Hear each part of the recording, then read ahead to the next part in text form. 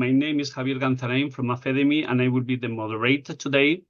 And then we also have behind the scenes, well, sometimes also in front of the scenes, we have Rafael Nualat, who is the project coordinator of Integer, and also Fatima Canseco, who will be the dynamizer of the discussions and the note-taking in the chat, etc. And last but not least, Jonas Burnett, who has mainly prepared also all this training session. This is so far by now. I hope everybody can join. I see that Fatima Canseco has already posted in the chat. I don't know if you can already see your chat, the chat comments. At the bottom, there is a menu where you can see the microphone that you can switch on or off, the video, you can start sharing your video or not, the number of participants, and there is also an icon for chat. If you click in there on the right side, normally you will get to see what comments are being shared by the different participants. At this time, at this point, I would also like to give now the floor to Jonas. So if we go to the next slide, please. Yes. I would like to give now the floor to Jonas, who is going to present some interactive elements, because we wouldn't like to talk from our side all this time, but we also want to give you the floor as much as possible. So Jonas, please, the floor is now yours. Thank you. Yeah, hi everybody. I'm really happy that you're all here. As Javi already said, I'm also organizing this was also organizing this meeting, and I'm also having a few presentations today. And now I show you the interactive methods, and I think that's pretty good that we have interactive methods through the whole session. So you also included a bit in the discussions, and yeah, it would be really nice if you would also use it. I think Fatima has already shared the link in the chat, right? Now, if you click on the mirror chat, I can show you how it will look like. It will look like this. You can see it, right? Yeah, you can see the mirror also now. Yes, we can see it, yeah. Perfect. And it's pretty basic. You have an explanation here how you do it. But in the end, these are all the topics that we will tackle in today's meeting. You will see it also on the agenda in a few minutes. And then you can drag these little sheets here to the respective topic you want to say something about, yeah? You can also already give all the time. You can give positive feedback, negative feedback. It's cool if you always include ideas or questions, of course, are always welcomed. And yeah, if you have something in relation to good practice examples, or you have some idea where this had been implemented, what we present, it will also be perfect, yeah? We wrote in the introduction that you would get a Collab curriculum at the end. We will also summarize all the discussions in it. So the more you interact here with us, then the more information is also in for you in the end. So you can use it during the whole meeting. As said, Fatima will guide it, and Fatima will also take a look at the chat. Thanks a lot, Fatima. And so just remember to go here and always put a comment. We will also try to address them, yeah? As a second point in the meeting, we have a Mentimeter.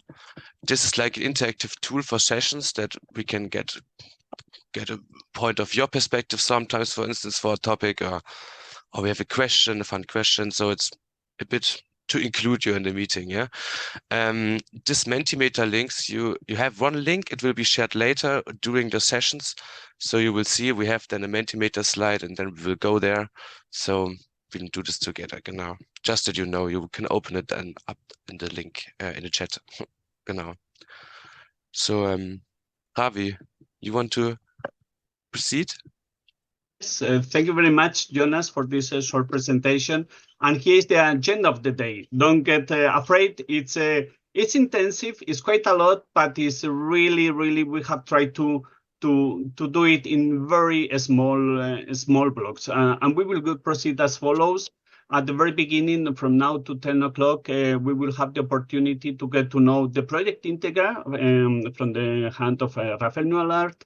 And also we will have the opportunity to get to know the 3 pilot regions and their outcomes, the 3 persons are representatives of these regions are here today, and these regions are Hamburg, Catalonia, and Krakow. And then we will also have a look to what is a collaborator. You might already have posted yourself this question, so we will come with an answer to this. Then from 10 to 10:45, we will have a look to what is the knowledge that a collaborator should possess in order to run successfully and drive social innovation projects within the quadruple helix. And this will go until the coffee break. That will take place around 10:45, 11 o'clock, just 15 minutes. And then we will dig into 3 types of skills that a collaborator will need. First of all, a block of short presentations. So we will be like very dynamic. First, concerning networking and representation. Then we will have another block about the business and finance. Then our last block will be managing and monitoring. And last but not least, we will have a small session or short session about summarizing and having a look at the outlook of the outcomes of this session and the project as such. So having said this, what I would like to give now is to move on to the next slide, and we start the session as it is. I would like to give now the floor to Rafael Nualart, who is the project coordinator of the Integra project, and he will present us the Integra project itself. Thank you very much, Rafael. Thank you, Javier. Hi, good morning, everybody. So you have 10 minutes. Sorry, Rafael, if I interrupt, just 10 minutes, and then we go. Okay, thank you. Thank you very much. Thank you, everybody, and welcome to Integra, this training session.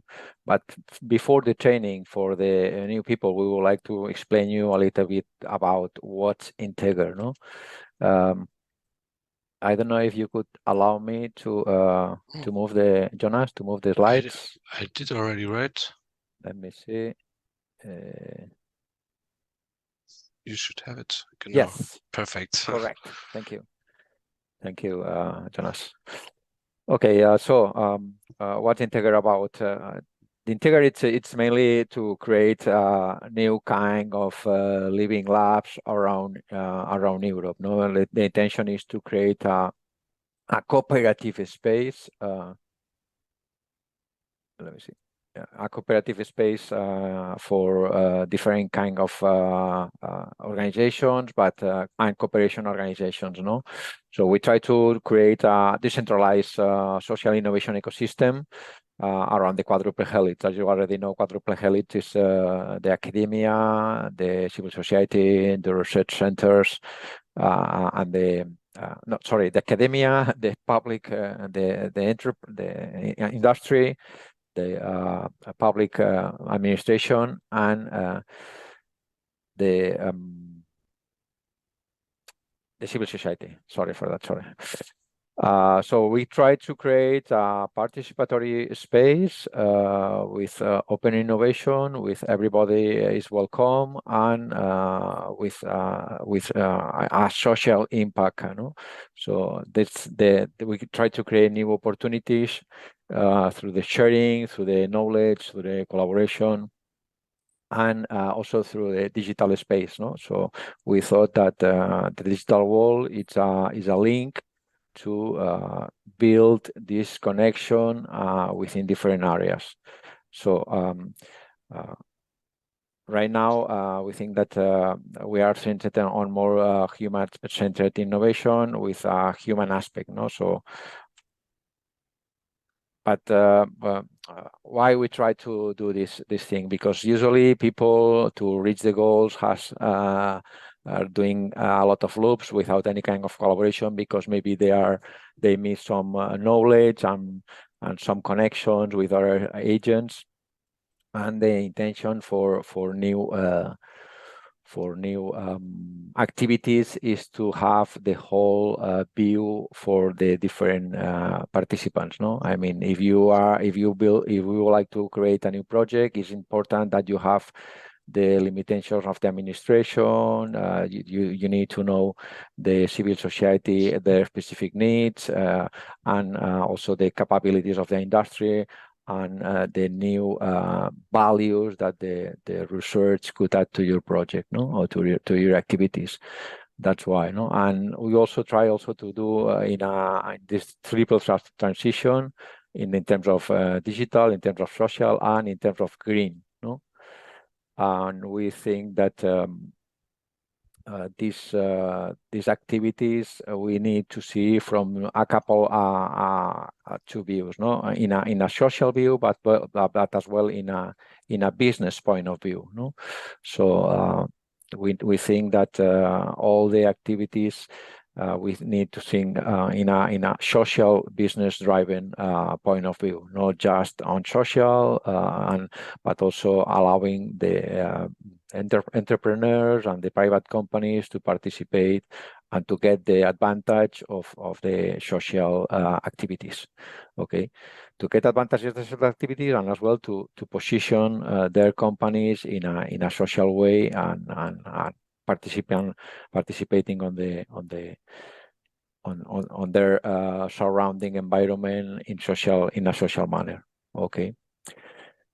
Through this, we are trying to build a methodology model that is going to be quite useful for the participants of Integer, but as well to the rest of the people that would like to know this model.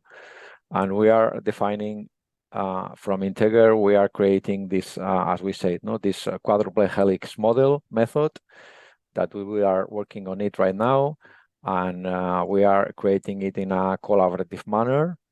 Okay, and we are also creating a platform or digital space to create these connections.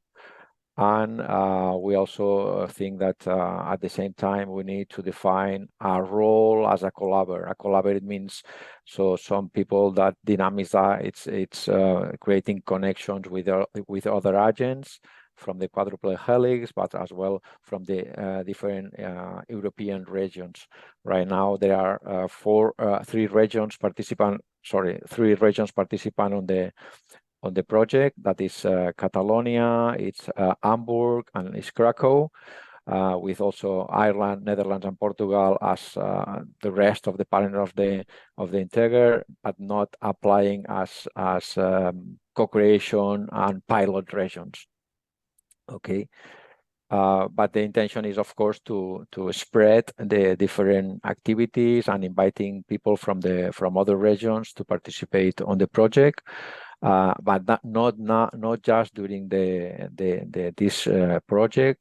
It's a cost action project. If not, also after the project, thinking on the sustainability of itself, thinking on the continuity of the activities. But where we are right now, we started around February last year, and we create different co-creation sessions for the model, for this methodology model that we are building. We also run some focus group. We participate in all activities from the Open Living Lab Days together with the ESC, with the European School of Social Innovation in Barcelona last September. We also run 3 different collaborathons at the 3 different regions. Collaborathon, it means that somehow as like a hackathon, but in terms of social impact. Okay, so we run one on each region, and we also ran a final event in this last January. Okay, to see who was the best, let's say one of the best proposals from the different regions. Okay, at this point we are trying to promote through mentorization the different participants on the different regions on these collaborathons, trying to build their minimum valuable products that we find on the different regions. Okay, so we are going to continue working on the model within this spring and summer month. And as well, as I already said, we are going to mentor different minimum valuable products from the different regions. And also we are looking if you are interested on for new products or services that we could mentorize and we could help to grow within the following month. Okay. So, at the end, we are going to publish this model methodology that everybody will like to use. Okay. Okay. So, what are the three different regions participant on Integer? Okay. So the first, well, as I am already here, I'm going to introduce what's the situation in Catalonia right now. So, as you know, Integer, it's the main subject of Integer. Integer tries to create a innovation community, for new living labs, thanks to the new technologies of the new open innovation view. Okay, and we mainly focus on health and well-being. Okay, on the health and well-being subject. So in Catalonia, health and education is the higher public budget areas from the Catalonia government, and we thought that it's a must to create somehow of new methods of working through the living labs. Okay. So the health sector has a strong position in Catalonia with several startups, and is one of the higher percentage of the startups appears on health here in Catalonia, no?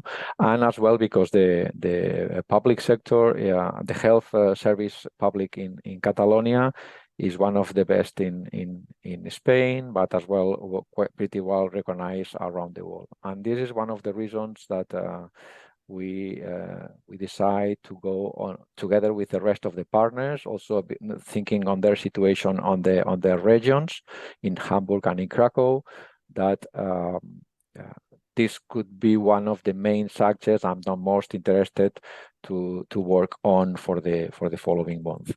Okay.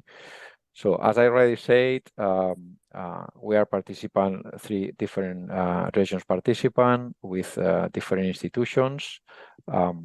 We are research centers, we are public bodies, and we are also some SMEs like Shine, Academy, and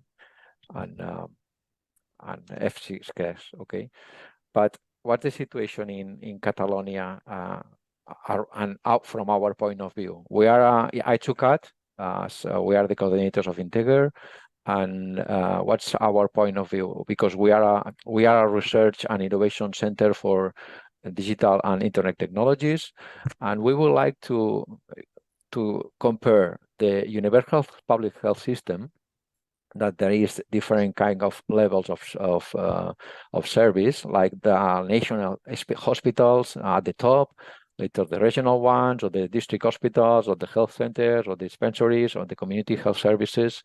No, but we will like to take this as an example to create a universal innovation system similar to this one. At the top could be the research centers, the big research centers, later the regionals, and at the bottom the community services. No, and we will the intention for I2CAT and the DST area, the digital technology, the digital society technology area where we are. So it's we have this vision, no, to have a community with an universal innovation system, no, thanks to the digital technologies as one of the main levers, together with the 4 Helix open innovation and collaboration, and the new technologies, no, the new social technologies. Okay. So in Catalonia, we have integrating the business and the social driving. So we have several public organizations, private companies, etc. And thanks to the Integer and to the I2CAT, we try to create new kind of living labs. We have a quite bunch of living labs for from different activities and sectors, and we are already allowing them to participate in an initiative that is promoting the local government here, the Generalitat de Catalunya. It's called Collaboratory Catalunya. To this Collaboratory Catalunya already signed a letter of intent several organizations here in Catalonia, and there are some of them highly participating in Integer and also in the Collaboratory Catalunya, like Vall Llanera, the Senior Lab, the Bimba Baby, Healthy Cities Generator, that it was the final winner of the collaborathon. Living La Pirsicacha, all of them related on health. Okay. But what's the Collaborate Catalonia? We say that the Collaborate Catalonia, it's somehow of a lab sum, no? A lab of labs. Okay, so we try to connect all the labs around the territory, trying to make a network of labs, a network of participatory people, a network of testing location, etc. Connecting and coordinating the people, creating collaborative innovation structures, giving support for inclusive and digital transition, because we are a digital center, accelerating a transformation by reducing the digital divide, and facilitating the impact of the research. Okay, this is promoted, as I said, for the local government and ITUCAT.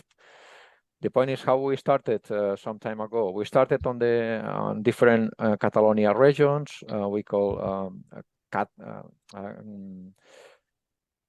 territorial collaboratories, okay, from different, because each territory has different economical and social situations and different thematics, and we create until six different territorial regions. But when we were working and around the different territories, everybody was telling us, but one of the main problems that we have, it's education and health and well-being.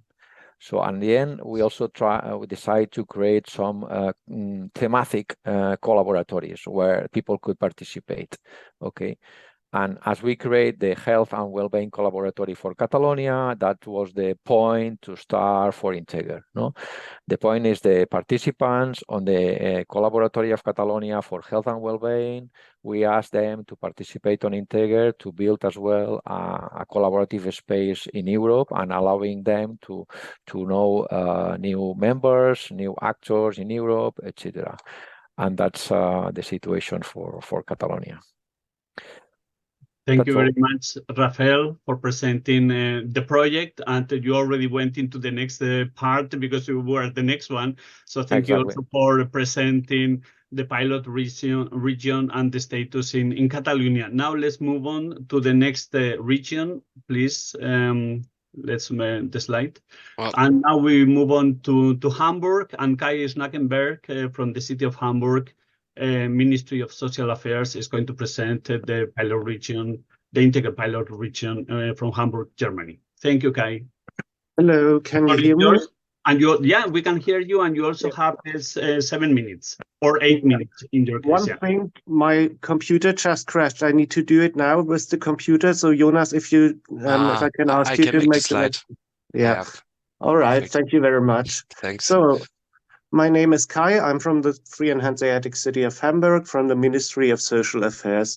Maybe you're wondering, if we are a city, why we are a ministry. In the German system, we are a city-state, and so we are a local ministry here in Hamburg.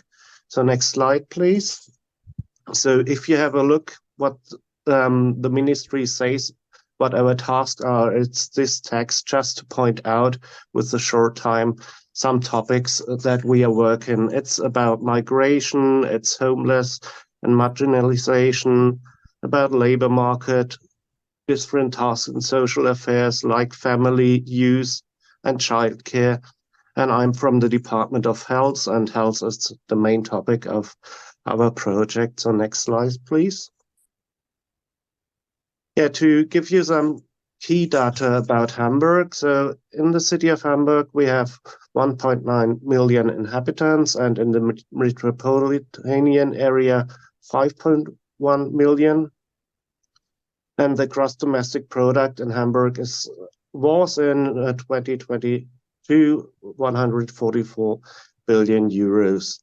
So out of this, we have 12.4 billions in the healthcare sector. It's around 10%, and the labor force in healthcare, it's more than 200,000 persons in Hamburg. Next slide, please. Yeah, to say something about the health ecosystem. So we have a highly developed healthcare system, and we bring together university and colleges. We have different companies, as you saw before. It's a lot of people work inside, and it's a huge amount of money that earned inside the system. We have very innovative health insurance in the systems, and high density of healthcare providers that have a huge impact even above Hamburg. And in addition, Hamburg is the home of the largest number of foundations in Germany. So stakeholders involved in Integer. I just listed some very active stakeholders that participated in different parts of our project. It's the University Hospital, Hamburg-Eppendorf. It's the Hamburg University of Applied Science. It's Philips with its Health Innovation Port. Optimedis, a very innovative company. It's the Hamburg Investment Bank, the Hamburg Ministry of Economics, Polyclinic Vettel, and the district Oberhafen, which it's a district with very interesting approach in the city. So next slide, please. Yeah, to list some networks, and if you have questions later on, because I will now show you the names and some basic data, please contact me. So we have the Healthcare Industry Hamburg Association, Committee for Health Economy in the Hamburg Chamber of Commerce, a working group of occupational health. It's a quadrihelix working group from different sectors, but quite important for our project work. The Health Harbor Hamburg and the Health Innovation Port were two initiatives about e-health and digitalization, and that lead to a telematics project. So we are the first pilot region in Germany to deepen the interoperability of digital health in Germany and get 1 year above funding from the federal level, about 20 million for Hamburg to bring the digitalization forward. Okay, that's a very short overview, and if you have questions, please contact me, and thank you so much. There are Well, two more slides, right? Sorry. No problem. Okay. Yeah, we had the social entrepreneur strategy, of course. The social entrepreneur strategy, it's an interministerial strategy, and it should boost social entrepreneurship in Hamburg. So it's an initiative went through the Hamburg Parliament, and all sectors in Hamburg are supporting it, and it should help to boost social enterprises and especially startups in Hamburg. We have 160 companies in the field of it. 34% are startups, and you can see that we have what's most related to us in the right corner. It's on German, Gesundheits- und Pflege, but it's this health and care, what's quite related to our work in the project. Okay, thank you. Yeah, and based on this strategy, we have this cross-sectoral alliance. Yeah, the alliance is responsible for the implementing of the strategy, the development, selection, and prioritization, monitoring, and testing measures. In this regard, it's a central caretaker organization and first point of contact for all sectors and the public and offices which full-time staff is needed, including community managers. So it's really office that works there with staff and coordinates now all this activity in Hamburg. And this way the alliance can act as a contact coordinator and network in administration and in the community itself, creating transparency and resource and build offers in a meaningful way. So it's really an important coordination instrument and coordination team to bring everything in the city together, because it's so much. You saw this overview with this 160 companies, and it's very, very important that we know what the others are doing. We see it in the exchange between the regions, but I think it's very important as well inside the regions to coordinate all these exchange activities. So thank you very much. Perfect. Thank you very much, Kai. Well, we have seen in the first example, Catalonia, that they have a lot of labs. In the case of Hamburg, we have seen also that they provide some important funding, and they also boost the social enterprises via the social entrepreneurs strategy, but they also, like in Catalonia, have a cross-sectorial alliance. So someone is even coordinating and supporting these networks or labs, as in Catalonia is it called. Now let's move on to the third pilot, third but not last, but not least, sorry, from Krakow, Poland. And the person who is going to present it and introduce it is Mateusz Kowaki from the Krakow Technology Park. And Mateusz, you have as well 8 minutes. Thank you very much. Thank you very much, Javier. Good morning, everyone. It's a pleasure to be here with you today and host those future collaborators from 3 different regions. So we are very happy to be a part of it. And a few words about, we call it within the Integer project, the Krakow team. So as you already know, I'm representing Krakow Technology Park. We are the leading business support organization. So basically, we work I would say, in a crossroad of needs of the companies, of the needs of the public administration. Also, and thanks to that kind of project, public society, so general public. So that's, I would say, our place in the ecosystem.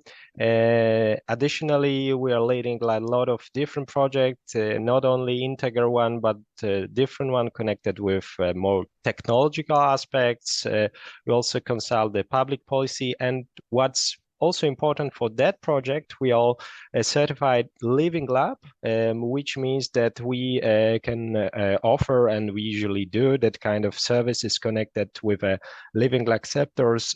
For those of you who actually don't know anything about Krakow Technology Park, just very briefly, I will just tell that we are also the operator of Polish investment zone, which is very interesting mechanism for the big companies and the big corporates.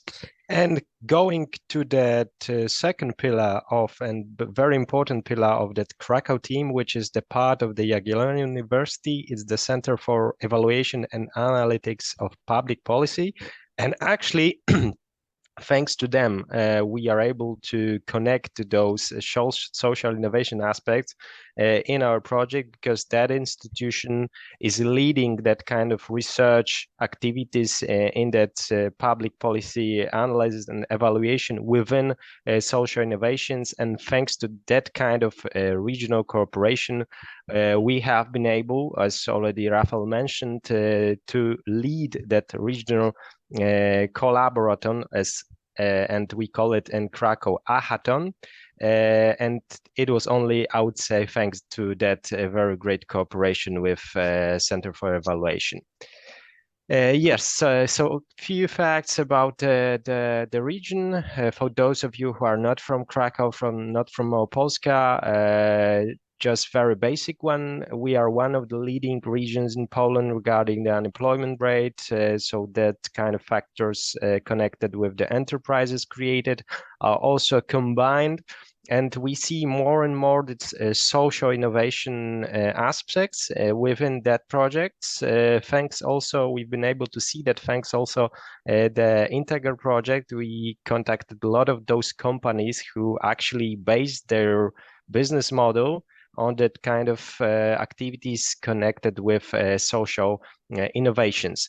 I also mentioned about Jagiellonian University, but it's not one and only, maybe the most popular or the very well known in Poland university, but only in Małopolska we have like 30 universities and higher education entities located only in our region. And going to the project itself, because I suppose that might be interesting from your point of view. Over here, you can see that quadruple helix. Also, Rafael mentioned that what it is. The quadruple helix map of our ecosystem, and as you can see, the internal stuff. So thanks to that project, so Krakow Technology Park and Jagiellonian University, we are like in a center of it. So I would say we are in a way the moderator of that kind of cooperation. And thanks to the meetings we organize, thanks to the hackathon already mentioned we organize, we actually have been able to firstly identify and then somehow to connect those actors who are dealing with a lot of very interesting ideas, including social innovations, but probably they do not know about each other, or they do not have any kind of knowledge that there is that kind of institution in the region. And thanks to that project and thanks to that activities, we've been able to identify you as the future collaborators. That's why you are also here invited to that training. And I hope that, yeah, thanks to that kind of meeting, you will just get more and more knowledge within that brand new area and brand new type of employee. Yeah, and how it all started? It started back in 14th century. As you can see, the Jagiellonian University was established as one of the oldest universities in the world. But just to make it not so funny, but just concrete when it comes to the idea for the project and why we came up with that idea. So we saw that in the regions there are like a lot of kind of institutions that are somehow connected with that scientific part, with the research part, and also we've been able to create that social innovation aspects. And thanks to that, I suppose, thanks to that integral project, we'll be also able to connect not only during the I would say the life of the project, which will be like for a year from now, but also we are right now thinking within the consortium how we can make it forward and how we can create those regional hubs to be alive in the regions. And I hope that thanks also to that kind of meeting as today, we'll be able to do that. In case you have in the meantime like any question connecting with the Integer or with the social innovations or any kind of other general one, at below you can see the emails to me and also to Joanna, who is also today with us from Jagiellonian University. So all the things connected you will hear today, you can reach probably to us, and then we'll reach Jonas, Javier, or whatever you will need, or any other partners from partnering region. Yeah, so 7 minutes and 20 seconds exactly. Javier, I'm putting the microphone to you. Thank you very much for that. Amazing. Thank you very much, Mateusz. Well, we are seeing how complex all these networks are and how all these collaborations need to be boosted, supported, etc. And here within the project, we have identified the new role of the collaborator. And this is now what my colleague Jonas Bernit is going to present you. Jonas, you have actually 15 minutes for this presentation. Thank you very much. No problem. Thanks a lot, Ravi. So you can all hear me, right? Yes. It's no problem. We can also be faster, but I think this is one of the most important things to you today. because it's now really about the Collaba. Yeah, you have found out about the project, about all the networks in the regions, but yeah, this is now the point of our meeting. And as Raphael already explained to you, it's one of the central innovations of Integra. Yeah, you have the Integra model, you have the platform, and you have the position of the Collaba. And therefore, it's interesting maybe to see how the project defines this position and how this comes from. When we see a Collaba, is a person that is in the middle of the quadruple helix, like Raphael said. So you have here the 4 actors of the quadruple helix. That was already mentioned a few times. So the academia in the bottom left, then you have the government, then the industry, and social organizations that are representing the civil society. Yeah, and the Collaba is more or less the person in the middle who connects these 4 actors and parts and try to make a more sustainable innovation from all sides. Yeah. And that's also one goal of the project, to connect, for instance, business and social-driven innovation. We will dive in deeper later in such topics, for instance, social return on investment, but you will see soon. On the right side, you see a few emoticons. These are basically just representing the central skills of the Collaba. He's networking, he is a connector, and at the bottom end you see this with the hearts and the likes. It's meant that he's also a person of change. Yeah, if you are the one bringing together innovations from different societal actors, you also need a vision and clear ideas, or you want to act on social challenges. Yeah, so he's also like a person changing the world. And I know this seems a bit much, yeah, and maybe hard to grasp, but I will now explain you how we built this position, because this is maybe interesting to understand. And here on the next situation, on the next slide, you see where we take this from. Yeah, and you probably know the ESCO qualification. This is the European classification of skills, competencies, and occupations. Sorry, I had to reread this on the paper, and that's pretty nice, because it's a service for aligning European professions all over Europe, yeah. And in the end, it's a platform by the European Union, so they define it already. And when we look at this slide, we formed the definition of the Collaba based on the definition of the ESCO for the social entrepreneur. And here the slide is more or less just to show visually which connections are there. Yeah, in the first box that are the same. You see, for instance, then they bring together stakeholders. They are more like participatory. They include all the stakeholders. That's a common line. And in the second line, the common thing is that they work and elaborate on common societal challenges. Yeah, they want to make change, like I said on the slide before. But that's really a central thing, and we will also dive deeper, of course, into skills. When we now see at the skills that was defined in ESCO for the social entrepreneur, we have then this ones here, yeah? They have pillars for knowledge and for skills. That's why also you have 2 tables, one for knowledge, one for skills. And all these things written there were built on the ESCO, and the things that are like vertical and colored from both boxes, these are the skills we will also elaborate today on, yeah? Or we at least take a little focus on.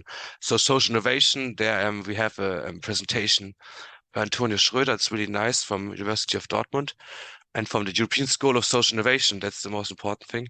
Then we go to design thinking, impact investing. I will not go for each of these topics, yeah. But you will see that you have more or less the whole repertoire of the Collaba, a bit included in the training today.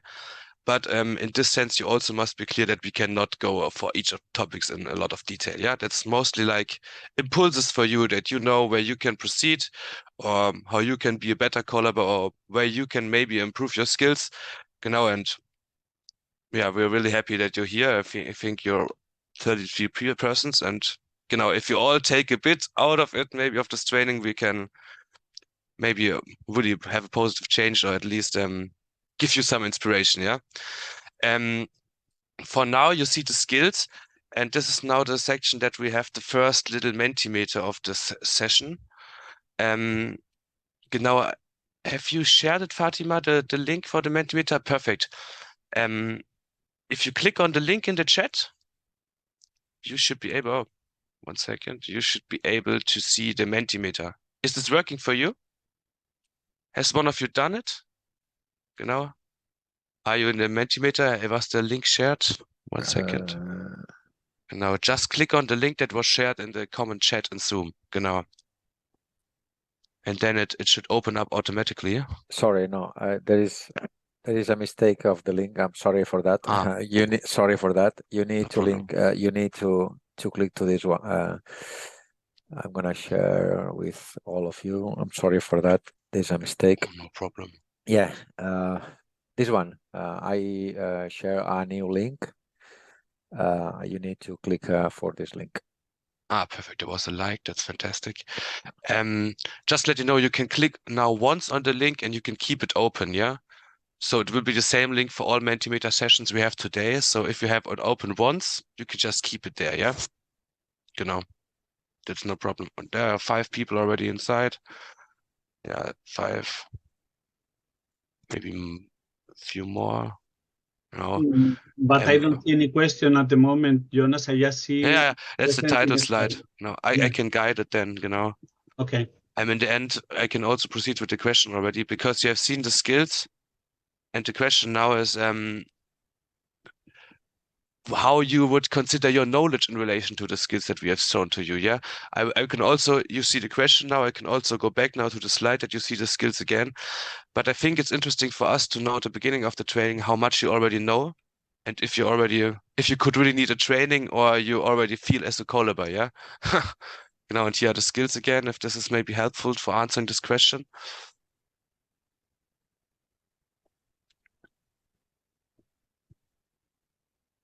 That is just for people answering.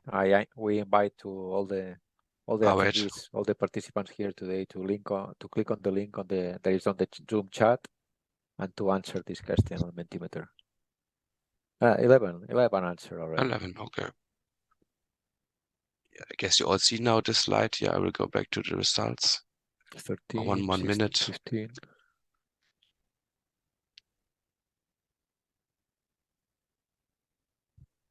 Oh, the participants already have pretty knowledge about what's a collaborator. That's a good news. That's perfect. That's also good to know because then we do not go too much into detail into some stuff. Yeah, but yeah, perfect. I will now maybe change and look at the results. It's like 2.9. Perfect. A 3.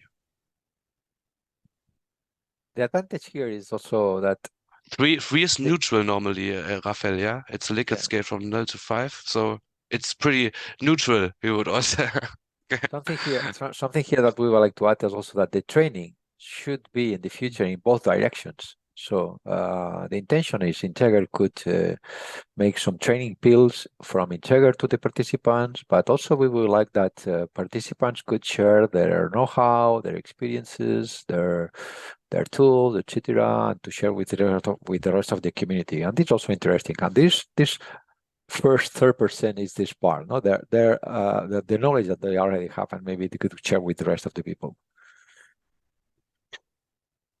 Yes. Yeah, perfect. Just for you to know, it's also only an inspiration Mentimeter. Yeah, later we will also have some open questions, also something to relieve the discussion. And just for you to know, we start now with the topics. Yeah, after my session now, that gave the introduction for the caller, but we start now on the different topics. And here, please really try to put something in the mural because we were really happy to have some inspiration or to have some talks with you. Or if we can answer any question, if we cannot answer it, we come back later and we will answer it. So if you have anything, please let us know. We will be pretty happy about it. And yeah, this is now at the end, I would say pretty good that we have a neutral skill level here. And now we go back to the agenda and we have the first block ready. And perfect. Thank you very much, Jonas. Thank you very much, everybody, for participating in also in this interactive tool. We don't want to have one monodirectional session. We want to make it rather interactive, and then this was just a kind of teaser to see how it works. And as already Jonas mentioned, we will have other types of activity. We already started from the very beginning with Mural. Please, as Jonas said, insert the comments there. And thank you also for participating in the Mentimeters, because all this input is important for us and will flow into the curriculum that we are developing, and we will see also a little bit later. So now we are done with the very first block of introduction and background. We even gained some 3 minutes. So now we can move on to our second block before the break, and it is called Knowledge for Collabers. Our first session here is going to be done by Antonius Schröder from the European School of Social Innovation. Antonius, thank you very much for joining. The floor is yours, and you have now 15 minutes. Thank you. Or 20 even now, if you want. Yeah, let's see. Yeah, let's see. No, I will try to keep my mission very brief and concrete.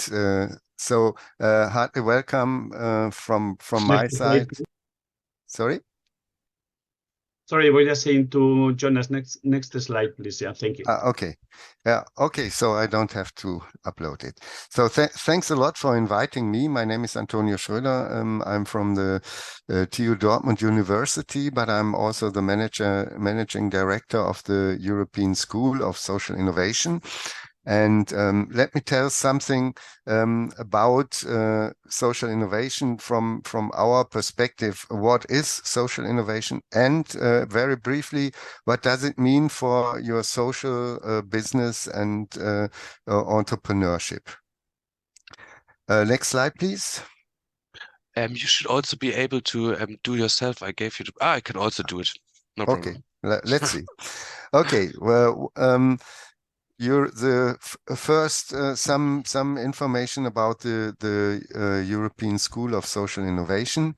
So very shortly, ESC. This is a school of thought and aspires thought leadership. So we don't have a school building, let's say it like this. We are a network and organizing ourselves in specific actions concerning the innovation triangle. So it's science and research, education and training, co-creation and empowerment. And the European School of Social Innovation is an enabler of collaboration among the members. So it's a platform to facilitate project collaboration. We have institutional and also individual members. And we are focusing on research, education, and training, development of social innovation in practice. Let me see if I can do it. Yes. Okay. That's too much. So by talking about social innovation, it's always a challenge because social innovation is a term that almost everybody likes, but nobody is quite sure what it means. So it's in several social innovation events, everyone is starting with the definition of social innovation. So it's a broad term, but this is not from my perspective not a problem, because if you talk about technological innovation, it's also a broad range which is covered. So what we understand in our school and also in our activities on research activities on social innovation is that we have a non-normative definition of our approach. So it's a very comprehensive approach, which is focusing on the combination, a new combination or new configuration of social practices. That's the most important term, social practices in certain areas of actions and different contexts by different actors and constellations of actors. But it's an intentional targeted manner with the goal better satisfying or answering needs and problems in a better way than the established practices. In the end, we are also looking that these social innovations are socially accepted and diffused widely through society, and finally institutionalized as new social practices. This leads very, very directly to a new view approach of innovation. So we always say that we have to have a new innovation paradigm where social innovation plays a central role. Let's say beneath technological innovations. So it's a co-evolution of social innovation and social change to change things in the way I mentioned, the social practices. And it's starting with a mission, new demands, social needs and societal challenges and social value creation. And this is done in a process which is open the innovation to society by co-creation, user involvement, empowerment of cities and users, cross-sector collaboration. In the end, leading to a new content reflected by new social practices, new methods, processes, structures, and regulations. Central elements, I always underline this very much, is that a new innovation paradigm should integrate innovations in a social innovation processes. So I come to this a bit later as well. So this means also to integrate technological innovation in such a process. And the objectives are very much dedicated to solutions for societal challenges and impact. And the subjects of innovation are changing. Not the technologies alone are solving our problems and challenges, but we need new modified social practices and cross-sector embedding innovations. Yes, what does it mean concretely? So I work very much together with energy-intensive industries and technological innovation programs. And I always start to say that every technological or economic innovation is also a social innovation process, and which is decisive for at least co-determining efficiency, effectiveness, success, and failure. And this, let's say, orientation was also implemented in Horizon 2020 some years ago, and is now also a part of the Horizon Europe program that integrates social innovation in different aspects. For instance, there's a new concept of Industry 5.0. Which is very, very much in line with our social innovation approach, but differently named. Let's say it like this. And social innovation is now also a part of the high-tech strategy of our federal government and innovations in Germany. So the social innovation is there integrated on a, let's say, a 1I level and integrated in a comprehensive term of innovation, which is integrating social innovations and society as a main actor. So, and it's also written that technological and social innovations are needed.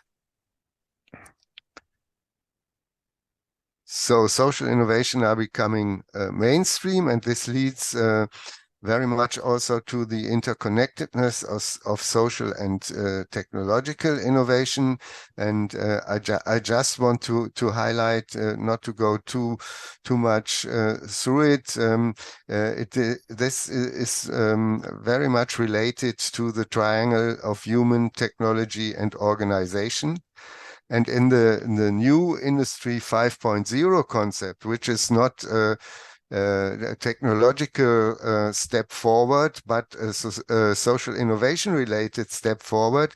Human centricity is the main pillar on top, and sustainability and resilience are the other two pillars, and human centricity is seen as the main orientation for technological development and innovation as well. This is shows the policy fields we addressed in the SI Drive project. That was an international project from Horizon 2020, and it's a project that is focusing on social change. And you see here we had 7 different policy fields. What I don't want to go through this in detail, but to show the arrows show that they are interconnected as well.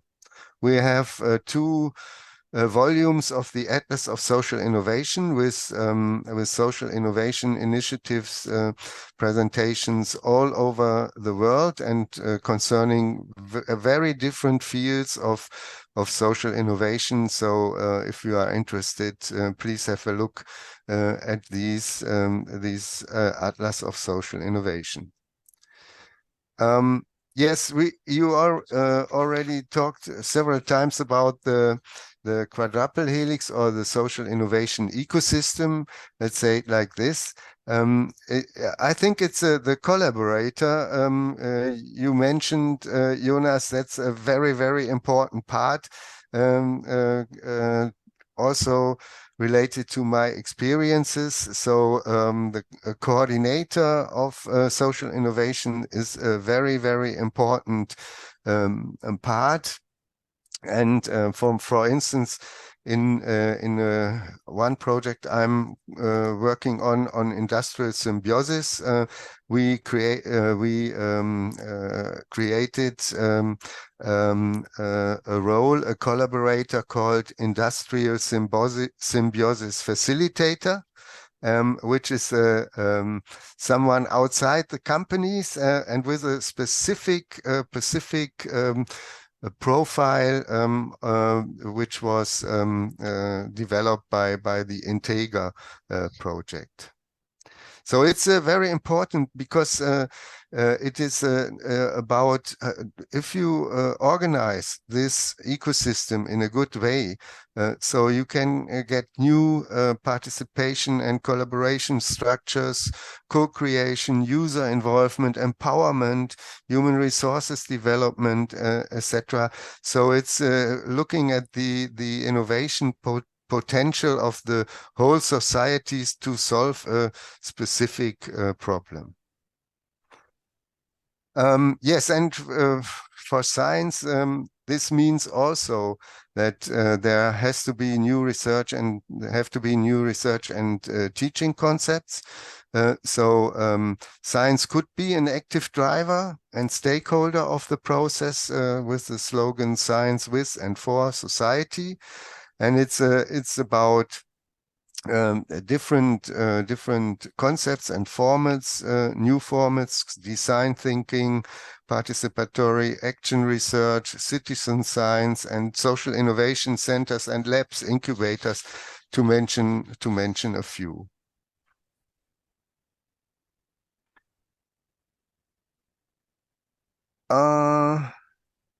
That was too much. No. Okay, but let me now have some words concerning social entrepreneurship. We have in Germany a project called the Platform for Social Innovation. So it's very much, let's say, developing now also in Germany at the member state level, and concerning social entrepreneurship, and the German Social Entrepreneurship Monitor we are starting is the primary goal of social entrepreneurship is to solve social challenges.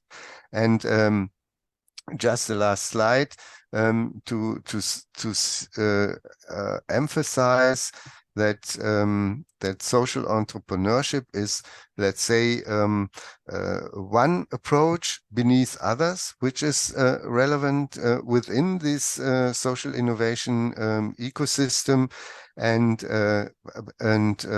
let's say also social entrepreneurship was the pioneer to develop social innovation in a way that it is today. But it's not only social entrepreneurship, also the other parts of the ecosystem have related influence on it. So with these words, I stop. I hope I was Perfect. within the time. Yeah. Amazing, Antonius. Thank you very much. Well, actually, you have touched many of the points.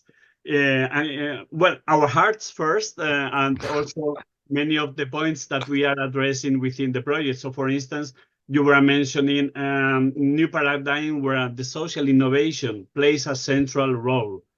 And in one slide, you also said science with and for society. So this is really a very important topic. And now it's even further, yeah, because in the quadruple helix, it's not just about industry or innovation, it's also public authorities, etc., and finance, etc. So we have a cross-sector that embeds innovations into solutions that have impact for society.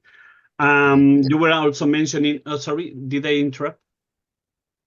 No, just to say that it is very important to bring together all the relevant stakeholders who could take part in the solution process.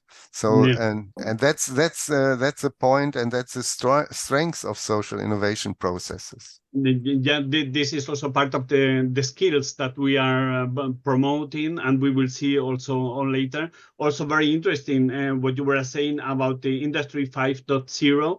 That is not a big step on development of the industry itself as such, but the main point is human centricity for technology development and innovation. That was for me also very crucial.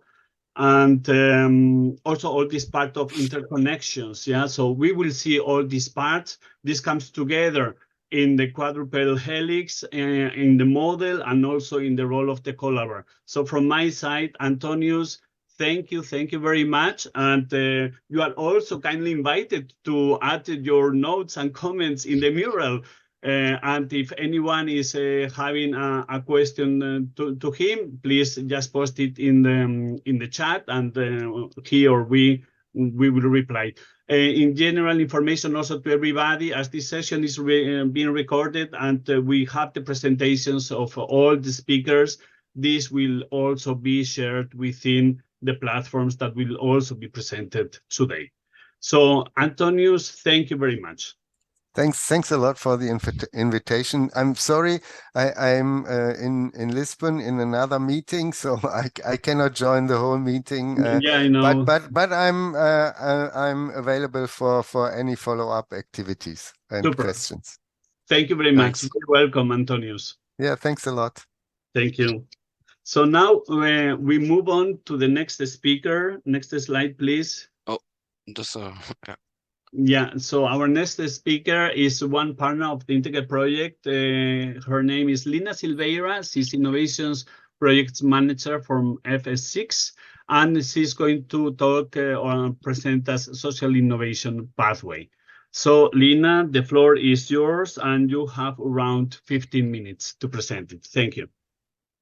Thank you, Javier. And from Lisbon, where the previous speaker was, we pass on to a Portuguese. So I'm proudly part of the Integer project, and we want to speak here about the process that actually is on the grounds of making social innovation also stronger through the gathering the 4 helix. So reinforce it to the knowledge between themselves, but also reinforcing the skills. So it's interesting, and you're doing a great job, and thank you for that. So I don't know if I control the slides, or should you? Yes, you are controlling it. Yeah, Okay, perfect. great. So thank you, Jean. So as I was saying, we went through a methodology that really was focused on going step by step for reinforcing as well each social innovation ecosystem. So as you know, and it's been presented, it's done through different 3 regions. And we started with the aim of enhancing here the EU innovation ecosystem, bringing together actors from the quadruple helix and the different types of innovators, either social, business, technology-driven. And we started from an event where we gathered key stakeholders that were appointed by each one of the partners of the project from each one of the regions. And through this key ecosystem stakeholders, we wanted to start the grounds and really talk with these people that were signalized as the key stakeholders to define the needs and the challenges that then would be presented to a wider audience from both ecosystems. So we created also a dynamic where we had a meeting with this key stakeholders ecosystem. They presented several points, namely the community support and health services were something that was pointed out to them as a main concern. Also, social inclusiveness and participation was another point that at the time the key stakeholders also pointed out as important highlights that we should address. And this was the results overall of the voting of the Google form, but also the meetings that we had and that we had the opportunity to discuss with them through different dynamics that we put it into place to discuss different ideas and move forward to propose them in a collaboratory model in the context of an event where we gathered the 3 different region stakeholders. So we launched 3 challenges that came out of this first meetings with the key stakeholders that went from aging in one of the topics. One was better communication between the sectors. And the third, health and well-being for life and more focus on life quality. So we launched these challenges in this second event to the stakeholders. It was interesting because in here we had the opportunity to do some interregional contact between the stakeholders. So in this joint event, we could debate as well, joint solutions, share experiences.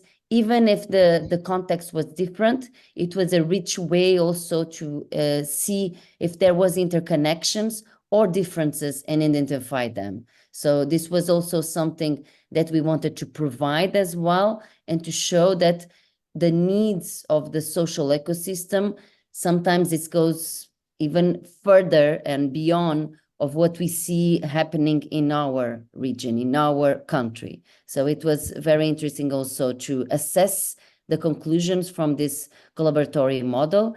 And from there, we advanced into a more specific vision of the needs and the challenges from the different 3 regions through the 3 regional collaborathons, which were, most of them were presential in person, with also some of them and some periods of these events were done hybrid also.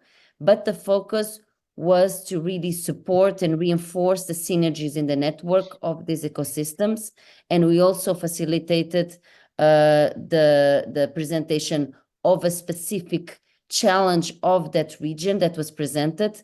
And then it was launched a pitch context for social innovation projects. And from each one of these 3 regional collaborathons, it came out one first qualified in the ranking, where it was the top ranked from a social innovation project that was presented. There was also an evaluation, from a pool of experts. There was the same criteria that were applied in each one of the regional collaborators, and from each one of these pitches, it came out a winner.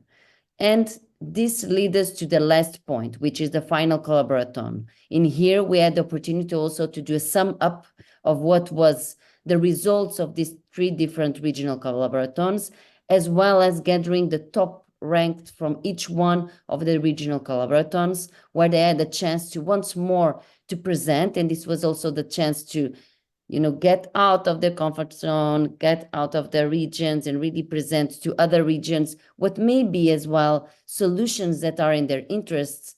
And from those, we selected one, and we'll get to there, and I'll be presenting which were these solutions and who was the winner. But for now, the focus is on the methodology that we implemented. So the focus was to get more, this reinforced, as I was saying, the knowledge between the stakeholders. That's why we engaged the 4 ALEX stakeholders at several levels. In one sense, it was joint events with regional discussions, so that they could also gain a wider view about what's happening in the social innovation landscape. And in other, we also implemented opportunities for events and discussions also at the regional level, especially because this allowed us also to assess how Krakow, Hamburg, Catalonia, each could adjust the time frequency, the methodology, the thematics to each one's needs and maturity level, because each one of the regions were at a different level when it comes to the connection between the stakeholders, the social innovation stakeholders. So some had the chance to start that process, as it was the case of Hamburg, for example. But in the case of Catalonia, as it was very developed, very mature, it was a matter of really adding a methodology and really deepen the already existing relations between the stakeholders. So we could assess in which state we was and implement positive and constructive advances in what we wanted as a whole in the Integer project, and to really gather and put into connection and find together solutions, identify needs, and identify as well opportunities, not only in the region, but also in other regions that could be applied to the different ones, to the different regions. So we also went to the level of the joint regional in an online final presentation. And as I was saying, this allowed us also to transmit interregionally the results that came out of this regional events. And we could also see these wonderful solutions that were presented and that were identified as top quality and examples as a flagship examples from each region that came out from the speech competition. So a set of combined events that were taking place, not only online, but also in person. And we also, each one of the regions implemented different co-creation techniques that we intended to support also the gathering of ideas and also facilitated this conversation. We used tools as Miro boards, SOAR, notes were taken also in papers as well, audio records, autoethnographic records. We also facilitated also workshops, debate sessions, design facilitate profound exploration, and also this helped us also to foster and exchange the valuable insights that then we took with us to the project and to the construction of the model. So in line with the project objectives, we prioritized the knowledge of the co-creation, and that was always our goal also with the stakeholders, and also implement these collaborative device solutions that help us to also benefit all the involved. So what were the thematics debated regionally? So as I said, we started with the translational event in which we had different topics that were proposed by key stakeholders. But then regionally, they were really refined and specific of the identified needs within the regions. And as a result, not only from the discussions of the key stakeholders, as well of the discussions that were held as well with their stakeholders during the transnational region. And there was the preparation that led us to the definition of these three different topics. In Krakow, the topic was how to realize the potential of aging population in the regions, especially in cities. In Hamburg, it was how to implement the Hamburg Living Lab. And in Catalonia, it was societal changes related to well-being, sustainability, and aging. So they addressed these three different topics. The main transversal objectives included promoting collaborations, innovations, collective learning. And overall, what we aimed to address was the societal challenge related to well-being, sustainability, and aging. So this was a transversal need that was addressed, and it was reformed this debate because it was engaged in this debate, the 4Alex ecosystem. And also this allowed us to have outcomes that included the presentation of social projects in starting stages. And we could have also, for these social projects that were just presenting, just starting some of them, others already started and was in another phase, but we're open also to have constructive feedback from these evaluators that were experts. Some of them were partners from the project as well, so had a wider vision of the ecosystem, and it allowed us also to use this pitching as a catalyst for future innovative ideas. So promoting and really motivating other stakeholders to do their presentations as well, to move forward with some solutions presentations. So these are the ones that move forward to the finalists that were presented, the projects that came out of the regional event that were presented in the transversal final model event. So from Hamburg, the project that was the top selected was the HELP project. It was presented by Dr. Antje Kalweit, and so sorry if I'm not pronouncing it well, Annika Bruns-Petersen. And this proposal was all about health. As we were saying, that this was the focus as well in Hamburg. So each one of the projects, of course, were in the context of the main thematics that was approached by each one of the regions. So the focus here was the chronic pain and an application that work with people that suffered from chronic pain. So, and this was, for example, a project that in this case was quite well advanced, but really presented the ways that could engaging the society into developing and trying solutions to a social problem related to health that was identified by this specific stakeholder. In Krakow, the project name was Senior Express. In this case, it was a more initial phase project, but focus also in the thematics that was being explored by Krakow, that was in the area of aging as well. So the focus of this top-ranked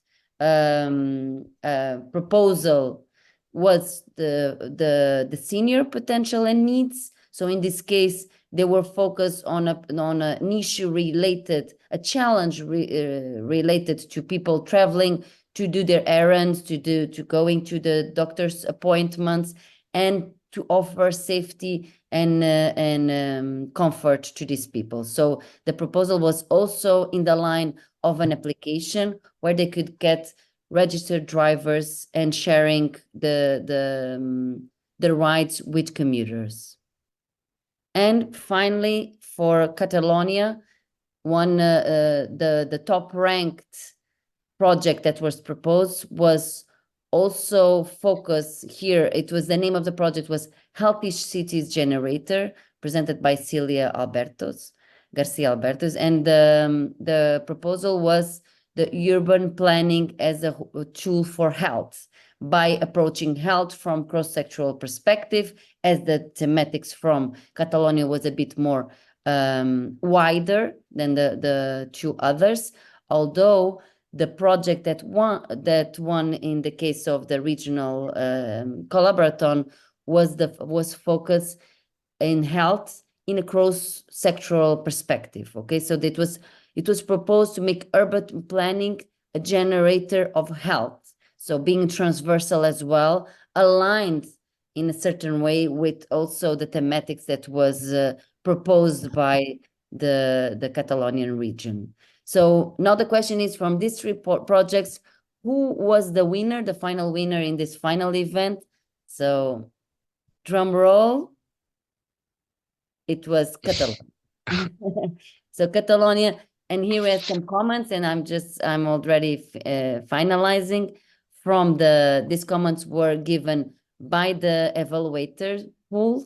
So it was mentioning that healthy cities generator was the winner because the topic as health of citizens and citizens are very important. And also it was a project that was based in science. It addressed global issues of congestion and design for a more sustainable society in every aspect. Another important point that was pointed out here was the structural approach that was great potential for deep impact.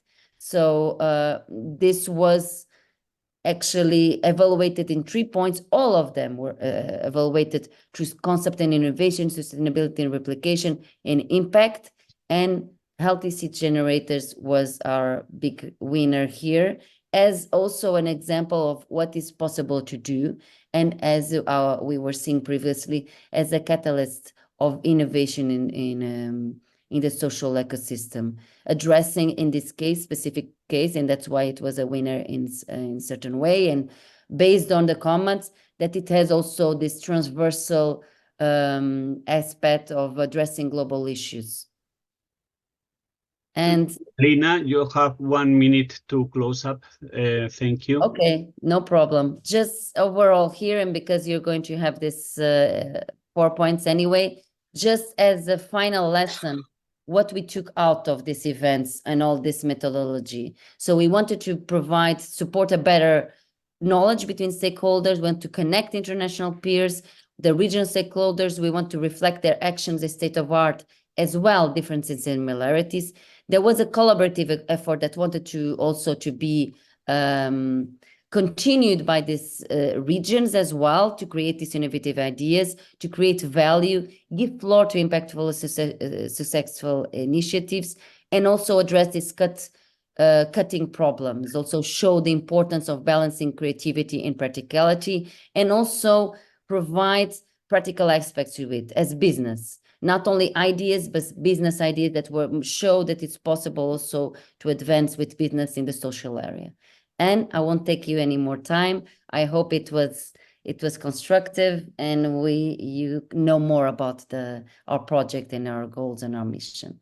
Thank you very much, Javier.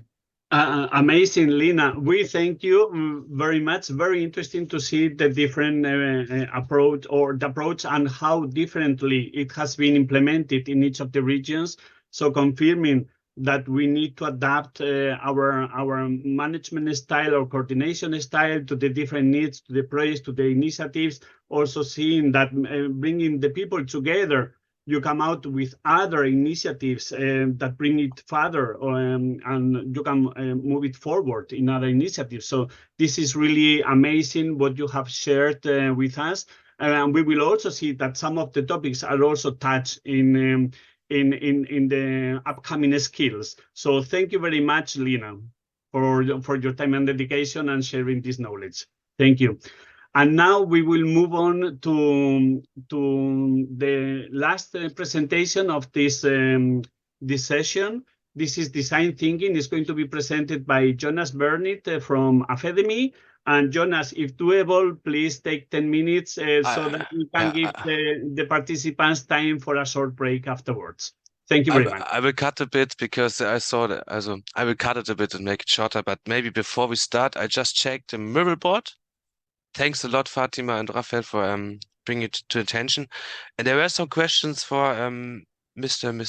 Schröder to Antonius. we will forward it to him. Yeah, I guess he has a meeting right now. That's what he told us. So just that you know. And there was another question asking for social innovations, for more examples. Jonas, This was sorry. Yes. Jonas, maybe you could Sure. share also the screen for me. Yeah, sure. It will be more interactive. Yeah. Yeah. Thank you. 1 second. Good. But it's right. What I meant was this. Here was a question to Antonius, for instance. Here was the question: is a consortium of scientists aiming to develop a technological innovation, if this can be called a social innovation? I think that's a good point to discuss. I think it's important which is the scope of this this network. Yeah, if this network is like an hub only for getting a financial impact for businesses, then I would not consider it a social innovation. So it's really important what is the scope. Just to have better organization, if they're better organization, to have more waste, for instance, for the climate, it's not a social innovation, for instance. But if they have a like network for getting better education for people that are homeless, for instance, then it could be considered a social innovation, yeah. But it was from, I don't know from who was this comment. I wanted to do a small remark, Jonas, because it will be very helpful for us if we need to come back to the notes, because we want to include all this shared knowledge into the next steps. So please write your name in brackets at the end of your note, so that we can know and understand from whom is coming. And in case we need some further explanations, we can come back to you. And you can also see here that everybody can mark or note or support with the finger or with a smile or a question mark, whatever it is, your notes. So this is a very interactive. Thank you very much, Jonas. Now we go back to your presentation. Yeah, just that you know, the things that are not solved, we will go back to this. In the Colaba curriculum, as we said once already, I think you get a summary of all the things that we presented in the meeting, and all these things of the board, we tried to solve them also in the Colaba curriculum. So we will elaborate it now 2 more weeks, but all your comments in there and all the open questions, please include them, yeah, because we can solve them probably, yeah, and we find an answer. So yeah, the more active you are, the more you can get out of it later. So yeah. So please also continue in the Mural. That's perfect. And I will now make a pretty short presentation about design thinking, because we now used a bit of time. But this is also a pretty common concept, I would say. I think it's nothing new anymore. It's there out there a lot of years, more than 20 years, 15 years at least. And I want to show you the general concept pretty short. As we also have a bit less time now. First of all, maybe it's interesting to see who are like the pioneers of design thinking. And I showed you 2 people here who made it really big. This is David Kelly, he also founder of the D School in Stanford for design thinking. And Tim Brown, he's the CEO of IDEO. IDEO is a big design company. And that's also the funny story of where this design thinking stuff comes from, because it's not called design thinking without a reason. These are both industrial designers, yeah, and design made kind of a transition. I mean, I was reading their texts, what they say about the position, and David Kelly really funnily explained it, in my opinion. He said, like, before it was only companies, for instance, they made the mouse for Apple and stuff like this, and more the people came to ask for organizational processes, yeah, and this got him thinking. So this word emerged, yeah. That's of course I cut it a bit what he explained, but this is the basic key. And yeah, what they see as design thinking, and they see it more or less, to summarize, as a methodology, and the person and the users are in the center of this model, yeah.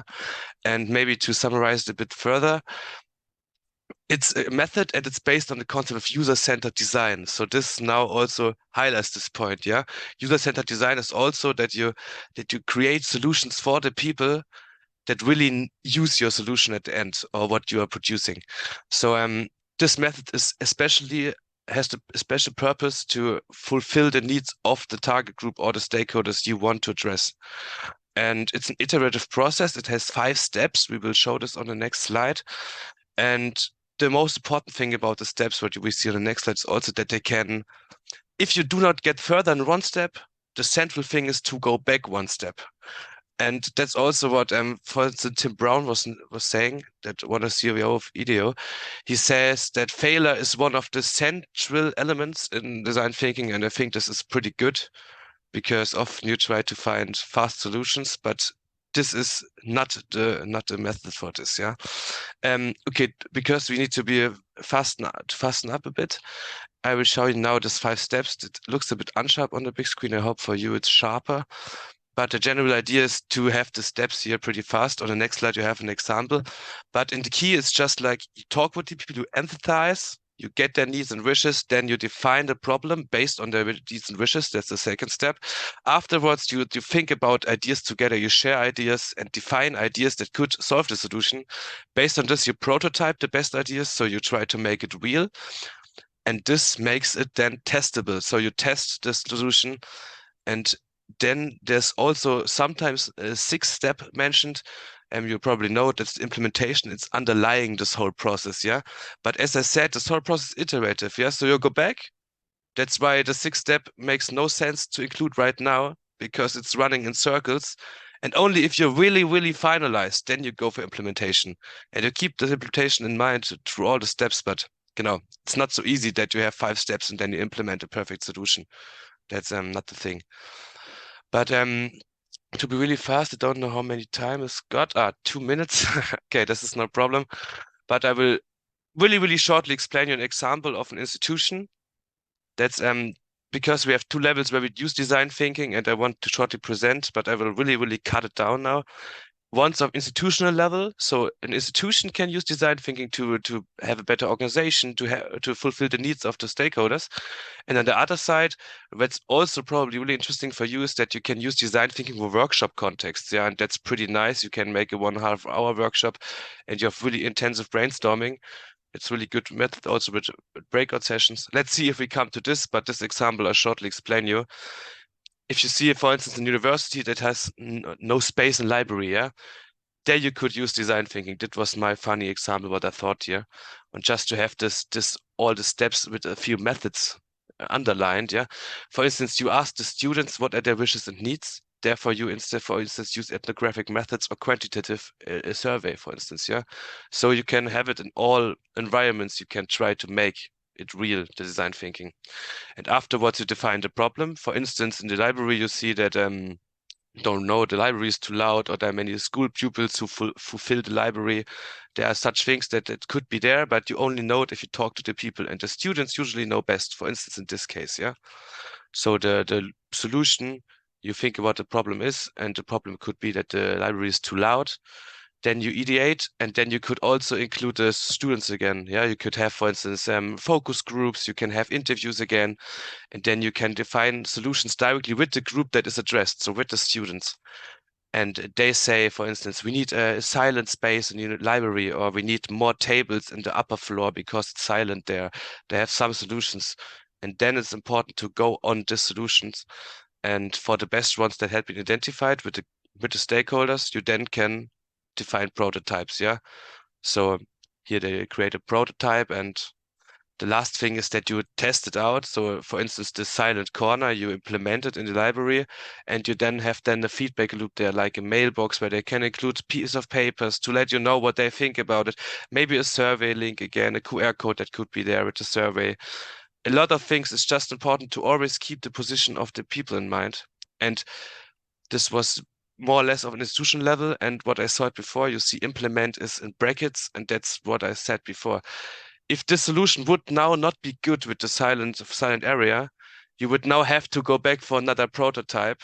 And if this is not good, if the prototypes all seem not well, you have to go back to ideate, yeah? So just that you see that this is in process, that is in circles or running back in circles. You have to reply it and repeat it, not reply, repeat, you know. Yeah, that's a general idea of this example. Yeah, just let me know when you have a question or when there's something in the middle. I will be happy. And this is shortly the workshop concept. I know we have a break now. That's why I do not go into detail, but you can do it pretty nice in workshops. That's, for instance, you can make empathy maps at the beginning and breakout sessions to see what the people are need. for what I need. I think there are also such templates, for instance, in Mural, what we're also using now for a session. Afterwards, you define, then you can have a joint brainstorm with how might we questions. Then afterwards, you can have a breakout sessions or a joint brainstorm again, where you cut down all the worst ideas with the worst idea method.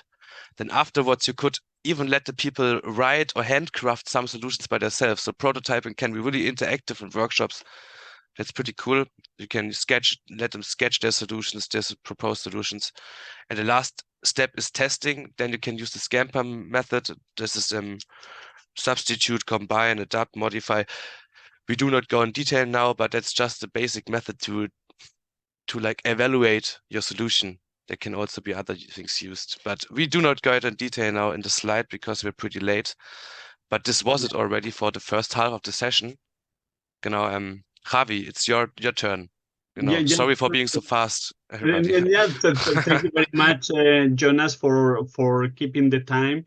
I can see in the mural that there is a question from Rafael. You also mentioned it during your presentation, but perhaps you can go again into that point, because implementation is considered to be missing here.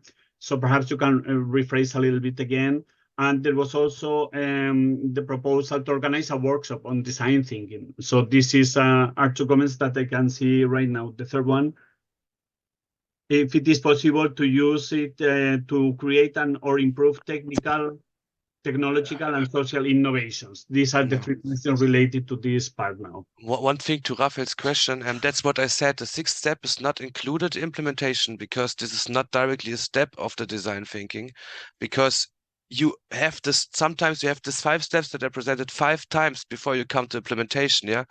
That's why it is not a direct step in this 5 steps. Also, when you follow the reports of David Kelly or Tim Brown, for instance, yeah, just to let you know in this comment. Perfect. Sorry, Javi, don't want to interrupt. I just saw the mural. Yeah, super. Thank you. And do you consider the last very short question, short answer, please, if it is possible to use it to create and or improve technological and social innovations? Yeah, the thing is, you can use it for everything, more or less. That's right. That's so cool. You can use it for everything. Yeah. Even it's not social, but of course we use it for social things in the best case. Yeah. You need to involve the right people, people and everybody, so that everybody's benefiting from it. So then and now let's move on to the break. We are a little bit delayed, so instead of at 11 point, we will meet again at 11:04 in 15 minutes. So please come back, because then in the second part of this training, we will have a deeper look, as far as possible, to the different skills that are required from the Collabor. So thank you, and see you in 15 minutes. Thanks a lot, everybody. Thank you all. Thank you for the participants and the opponents.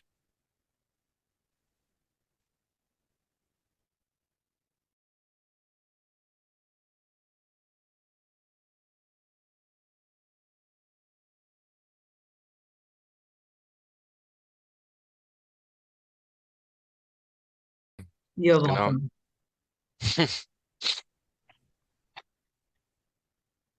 Now they're joining again. Very good. So I see that we are slowly, everybody's there, already back 37 people. So thank you, everybody, again. And let's move on to the second part of today's training on for the Collabor role and characteristics and the project, etc. Many things going on. Now let's move on to the next slide. So we will start now. Please, Jonas, if you can show the next slide. The time is now a bit less for me, right? Because we have we only lost 5 minutes, so no problem. 7, but it's not doable to do 15 minutes. It's okay. So I think we will recover also later. So if you can keep your time with 7, that's fine, because we kept 7 minutes at the end of the session, so we can keep it as it was planned. So now we will start this second session with that will be dedicated to the skills for the collaborator. First, we will have a block on networking and representation. Then we will have a block on business and finance, and then we will have the block on managing and monitoring to finalizing this sharing of the skills or presenting the skills for the collaborator. So our next presentation will be done by Jonas Burnett, and it will be about finding ideas for social innovation. So Jonas, you have 7 minutes. Thank you. Yeah. Hi, everybody again. Really nice that you're still here. If you want, you can also turn your camera on again. This makes, we would say, the session a bit more personal, but of course it's no must. It's just an idea, yeah. This is now the first session after a break. We already experienced a lot in the first session, mostly about the knowledge, and this part here is now about the skills. As a first part, in this sense, it's about finding an idea for a social innovation, yeah. And this part is not giving you direct guidelines; it's more meant as an inspiration.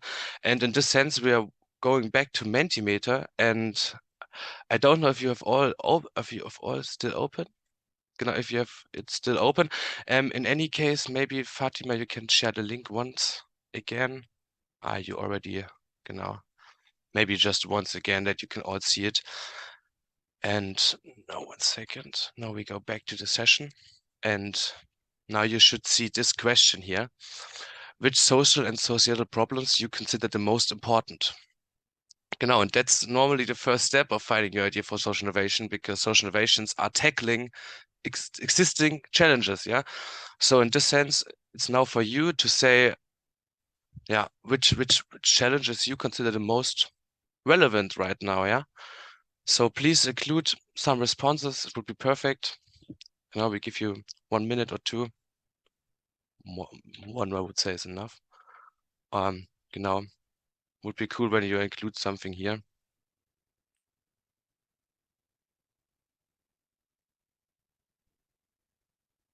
Segregation in active lives. That's pretty good. Thanks a lot for the.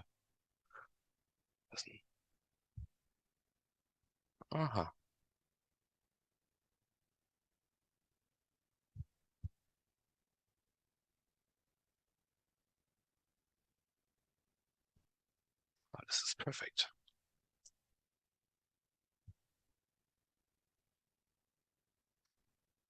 Aging, yeah, I see we have a lot of people here being here from age-friendly directions. It's a lot about inclusion, mental health, loneliness, social inequality. Yeah, but in the end, these are already the first steps to finding your social innovation, yeah? These are the problems you have to tackle, yeah? And you have it in yourself already. Now this looks quite good.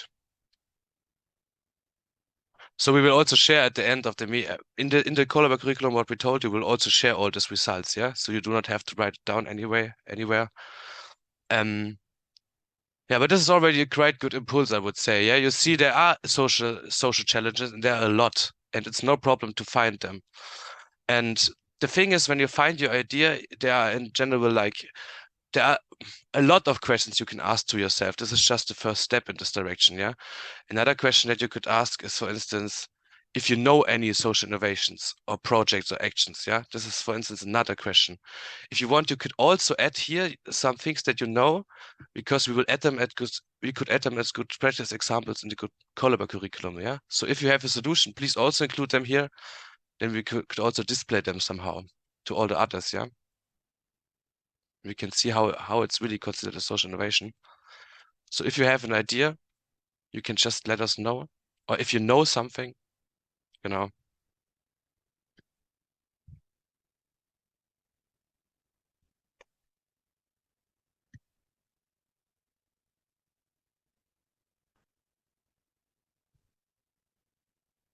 if you do not know right now, it's also okay if you include later. But in the end, what is the main thing you want to show? So please, if you have something, please include it here, right? Jonas, there seems to be a problem because we are trying to submit, but it doesn't appear. Now it's okay. Is this yours, Rosina? No. Oh. what was your just type it in the chat and we will include here. That's really dumb. Sorry. Okay, thank you. Sorry. Yeah, integer is a good good example. Yeah. Okay. Maybe people need to refresh the URL. Okay, easy. Implementation of smart inclusive environments. So you all have the same problem, right? With this link, probably. Okay. Catalonia Collaboratory. Was this from you, Rosina? That's mine. Catalonia Collaboratory. Yeah. It didn't work at the beginning, but after refreshing the browser, after refreshing the window, I can submit. Genau. Yes, exactly. Yeah. People need to refresh the window. You heard Rosina, maybe refresh the window, maybe this works. Yeah, I think Rosina already submitted some answers. Some foot click, genau, it's some perfect. Click. Super, thanks a lot. Local senior activity centers. It's quite relevant in Poland, I've seen, with this multi-generational centers. It's pretty cool. I don't know if this was some collaborator from Krakow. Yeah, but anyways. Okay. That's perfect. Senior Express we have also seen in the good practice examples already from Lina. Oh, that's perfect. Guys, we will also, in the Collab curriculum, as said, we will go on, we will go a bit detailed to all of this social innovations or mention them as good practice examples, because it helps a lot to understand the concept better if you have some direct examples. And that's perfect. Thanks a lot. But to not need too long now, maybe we can go back to the Opala. 1 second. Oh my God.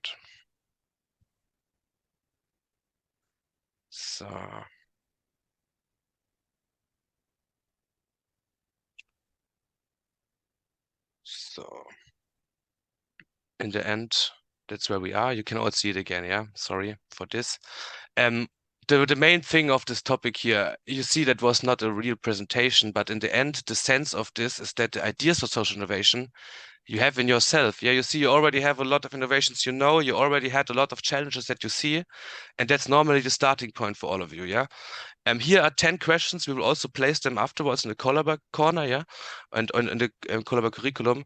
You can see it as a template. You can just, the thing is, there are much more questions. You just have to ask yourself the questions, because sometimes you're also probably already in the position of having an idea for social innovation, but you do not ask yourself the relevant questions, yeah?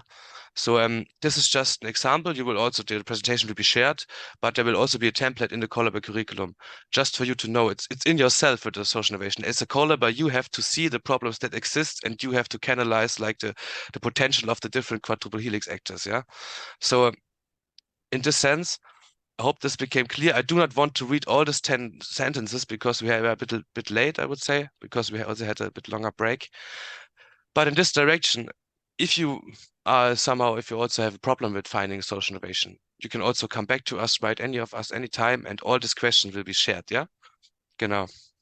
If there's a question in the mural, probably not, then we could already go to the next session, to the next session of the networking representation. And that's by our colleague, Marjorie Per. Genau, she's here already. Thanks a lot, Ma. I will now share the slides with you. Wait. Okay. Then you okay. Perfect. Thank you, guide Jonas. yourself. Thank you. Perfect. Thank you. Good morning to everyone. You have it. So in this part of this session, we are diving into the art of presenting your social impact project in a way that's not just convincing, but also compelling. And our aim is to equip you with the tools to captivate your audience, ensuring that the message you want to transmit resonates long after your presentation ends. So we can move to the next slide. You can do yourself, actually, I think. I gave you the permission. Yes. Okay. Is it working? If not, perfect. Okay, perfect. Yes. Thank you. Thank you, Jonas. Okay. So what does this tool entail? If we want to do a good pitching, we will start by exploring techniques to grab your audience attention from the very beginning, as all we know that the first impressions matter. So this point is very, very important. Next, we will delve into how to clearly articulate the problem or the need your project addresses. We have to understand also that the context and the pain points is key to gaining your audience empathy. Then we will discuss how to showcase the viability and potential impact of your project. It's not just about presenting an idea, it's about proving its feasibility and their potential for change. And finally, we will focus on closing your pitch with a bang, leaving a lasting impression on your listeners. And this is here, no? This is your opportunity to summarize your project's key aspects and invite your audience to join your case. And by following this structured approach, you will not only deliver a persuasive pitch, but also lay a solid foundation for effective communication about your project. And we have to also take into an account all of these points that we are sharing to you about the clarity of the message and also for example, the professional image, as we can see in the slide. And also, we want to share with you these key points to cover when we are doing a good pitch. As I just mentioned, we have to begin with a captivating phrase that to grab the attention of the audience. We have to also be focused on the needs and the problems of the audience, and also on the problems that we are facing with our projects. Also, we have to take into an account the market segments, think about the customers and their needs, and how to link both interests. Also, we have to take into an account the value proposition about the projects, and especially the social impact that will be generated through our project.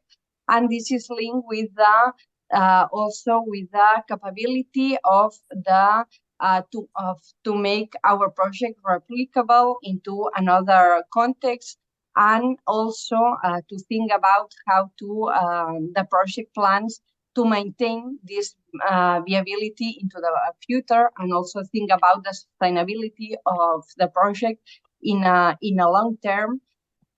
Also, it is important to take into account the roadmap about and talk about or think about the how to engage the local agents, and how to strengthen collaborations in a local scale. And at the end, as I mentioned before, we have to think about how to close our pitch with a story that can create an emotional connection with our audience. This is very, very important.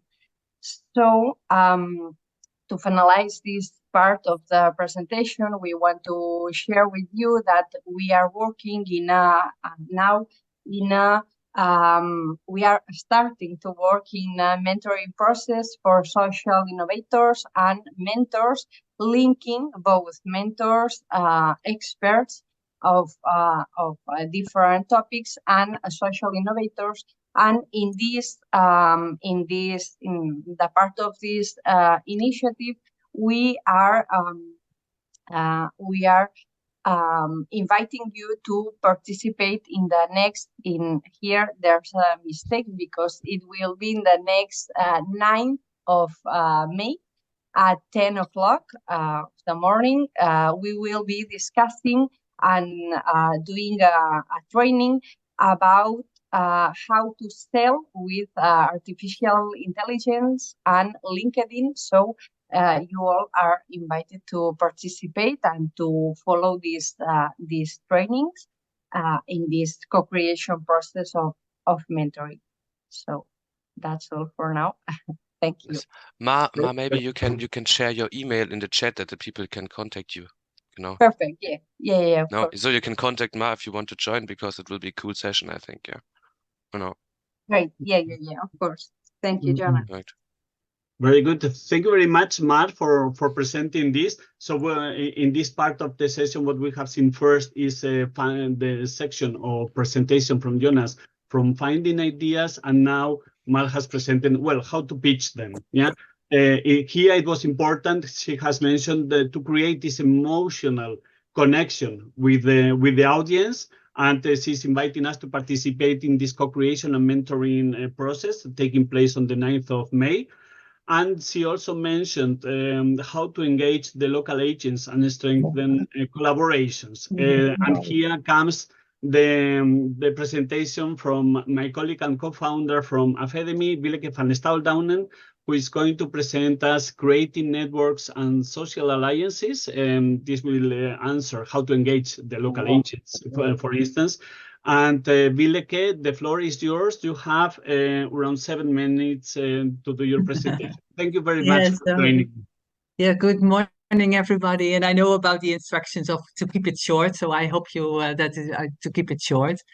I would like to take you on the journey for how to become one idea became, you cannot call it a professional network, but at least a network that hopefully will sustain for the future.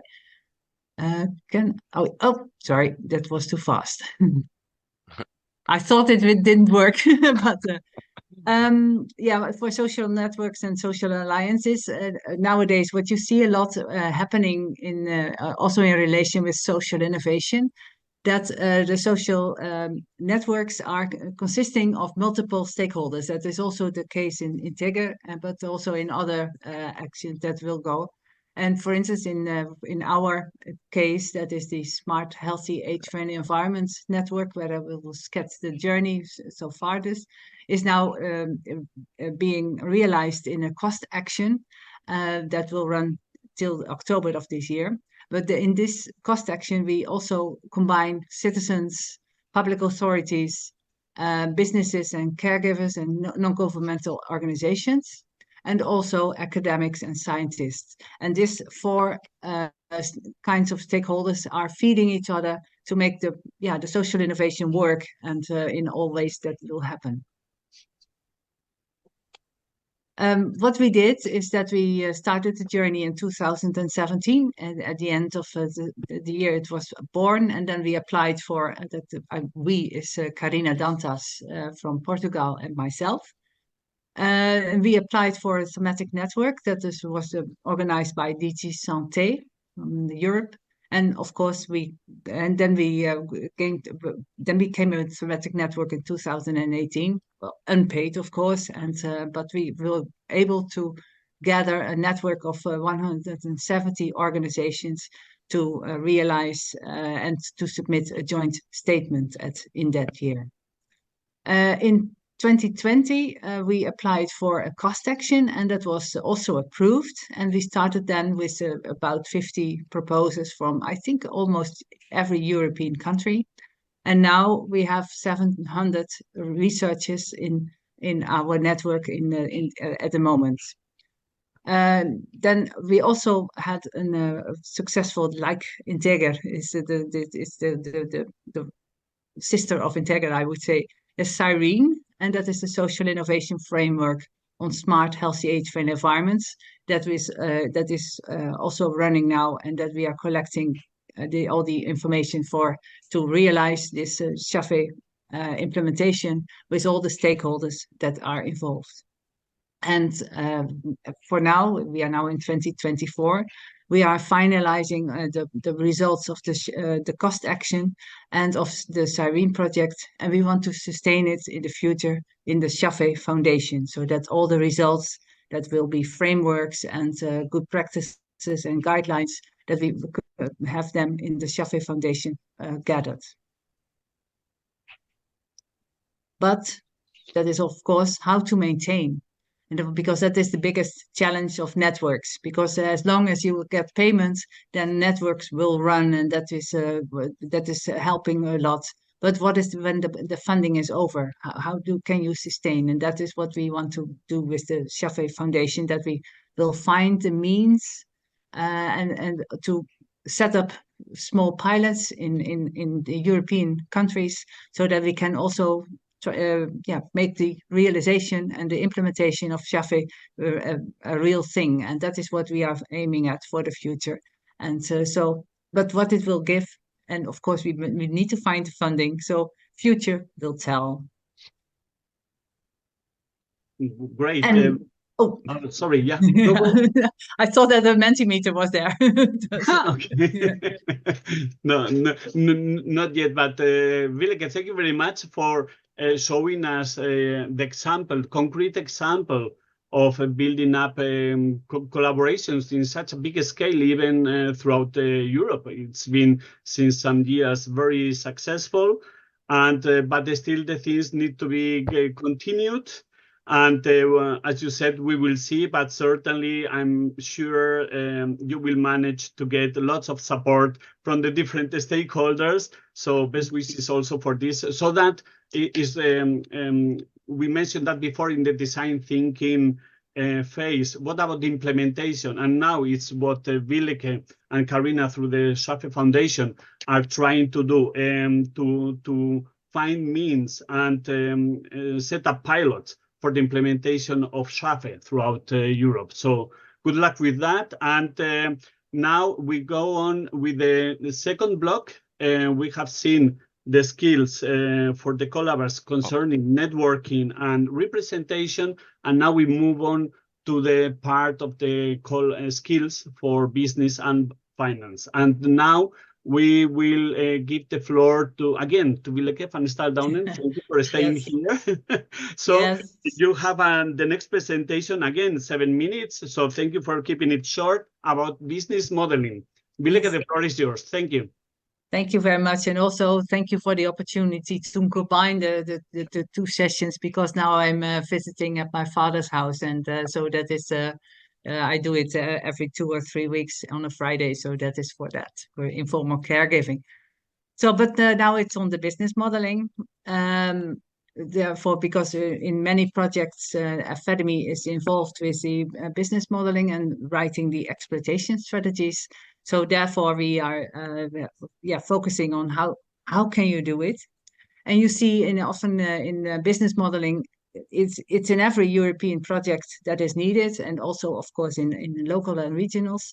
But I also learned that in case of a funded project, they often call it from the use modeling. It's not only for that that you can bring it successfully to the market. Of course, funding is needed, but you can also conclude that you have the results of one project, and that you make it and enable that people can use it, or that you use it for another project. So that is also what you can keep in mind when you're talking about business modeling.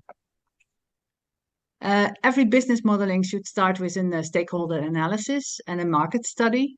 And the stakeholder analysis, and it's a very good tool to use, is the interest power grid. That is where that you have, when you look at all the stakeholders that you can recognize, that you consider the stakeholders who must be satisfied and then or only be informed, and that you have also the monitor them with a minimum of efforts, and also which stakeholders you have to closely manage.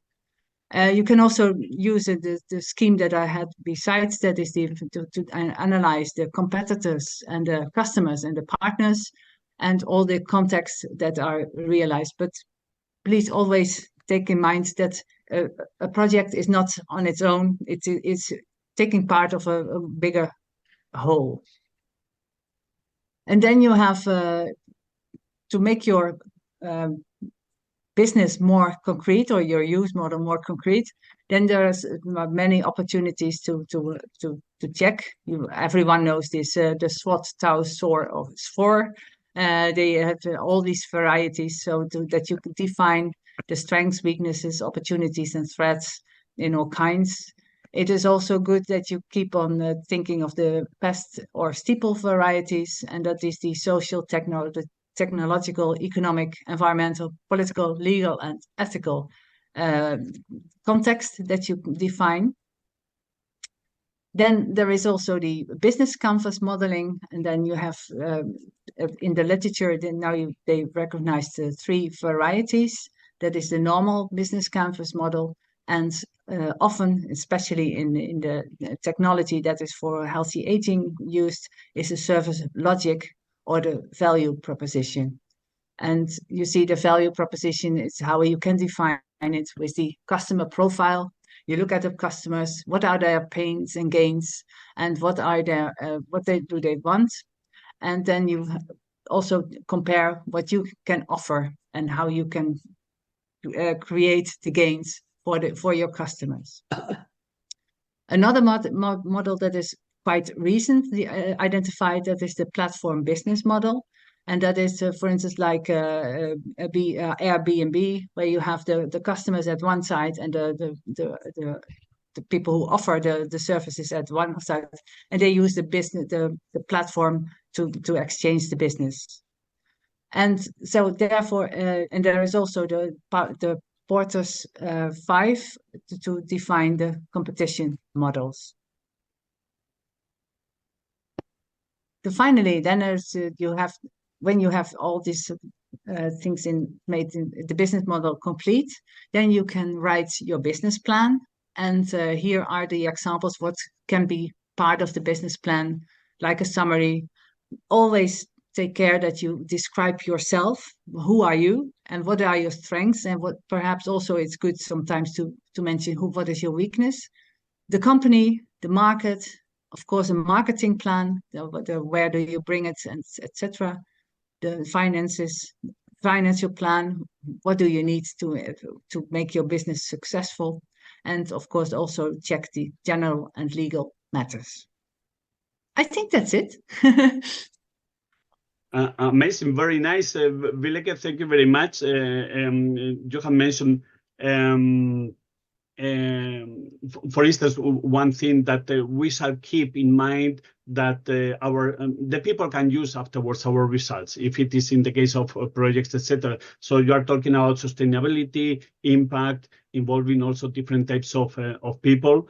Thank you very much. And I will refer now to a question or a comment that we have in the mural concerning your presentation, and it says the following. It's a comment from Eva. I will read it aloud for you. We should also consider the unequal power relations between different stakeholders. And because of that, we should not lose sight of our bigger role. So basically, not compromising our initial objectives. This is the comment from Eva. Okay. If you want to reply or you have something to say. And there is also one comment from Rafael. This is complementary with the mentorizations to be organized from URB, what Mar just mentioned before. So we see a line within also the presentations. So that's also as feedback. I don't know if you would like to add something more, Villeke? No, I fully agree. And please also share the comments with me so that we can also improve ourselves, because we also keep on learning. So that is really good. Yeah, thank you. Very good. So, Villeke, thank you very much and enjoy your visit. What? Ravi, don't know, just said thanks. Oh, sorry. Yeah, sorry, I just switched off my microphone. So we move on to the next slot. Super. Yeah, for Laia Pascal, thanks that you're here. It's amazing. I share with you now the presentation. Yeah, thanks a lot that it was possible for you. It's pretty nice because she's an external expert, and yeah, thanks a lot for being here, Laia. Really happy to hear what you have to say. Thank you for the invitation, and it's a pleasure to be here as well. So we were asked to talk about, different investment mechanisms, and in particularly how to align ESG criteria and investment. And I've structured the talk into two parts. Like one, going to give you an overview of of different investment mechanisms. And here, if you allow me, I'm going to deep a little bit deeper in how we do that at Ship2Me Ventures, as we are an impact venture capital fund. So for you as well to have an idea of what do we consider and how do we perform and, analyze companies from our perspective. And then we go into the ESG criteria and how is that done operationally. And here, since we are, applying that in our fund as well completely, then I'm happy to share our practices. So I guess this slide kind of summarizes, and I only do have this slide actually to talk about the different investment approaches. As you see on the left-hand side, there are the main titles, right? Like the investment approach we see on the top, and that is characterized by the financial goals and several features that are considered. So when we look into traditional investments, we see that the focus basically is just doing an economic return, right? Like, doesn't matter in which sector you are, which are the characteristics of the business, and who is involved and who are the targets, but basically traditional investments are just evaluated and based on how big the business opportunity is in there. I'm going to stop shortly here, Jonas, and ask, if there are any questions, feel free to interrupt me, and we can also take them at the end, right? Like, I'm completely open. We also have a mural, Laia. We have a mural where they can have, so please include everything you have for Laia in the mural, yeah? Please. Let's do this. I didn't say that before. Okay, so circling back, traditional investments based only on, how big of an economic opportunity is that, right? And then we separate these traditional investments in investments that want to do a little bit more. And this little bit more can be, as we say here, like 4 different types of investments, depending on how much more do you want to be considering in this investment beyond the economic returns, right? First, we have this negative screening, right? Like, negative screening means that we're going to be investing in something that doesn't do harm, right? Like, if there is a good opportunity and if it doesn't do harm, we are doing this type of investment, which is, all these companies are allowed. Beyond negative screening, we can look into ESG integration, right?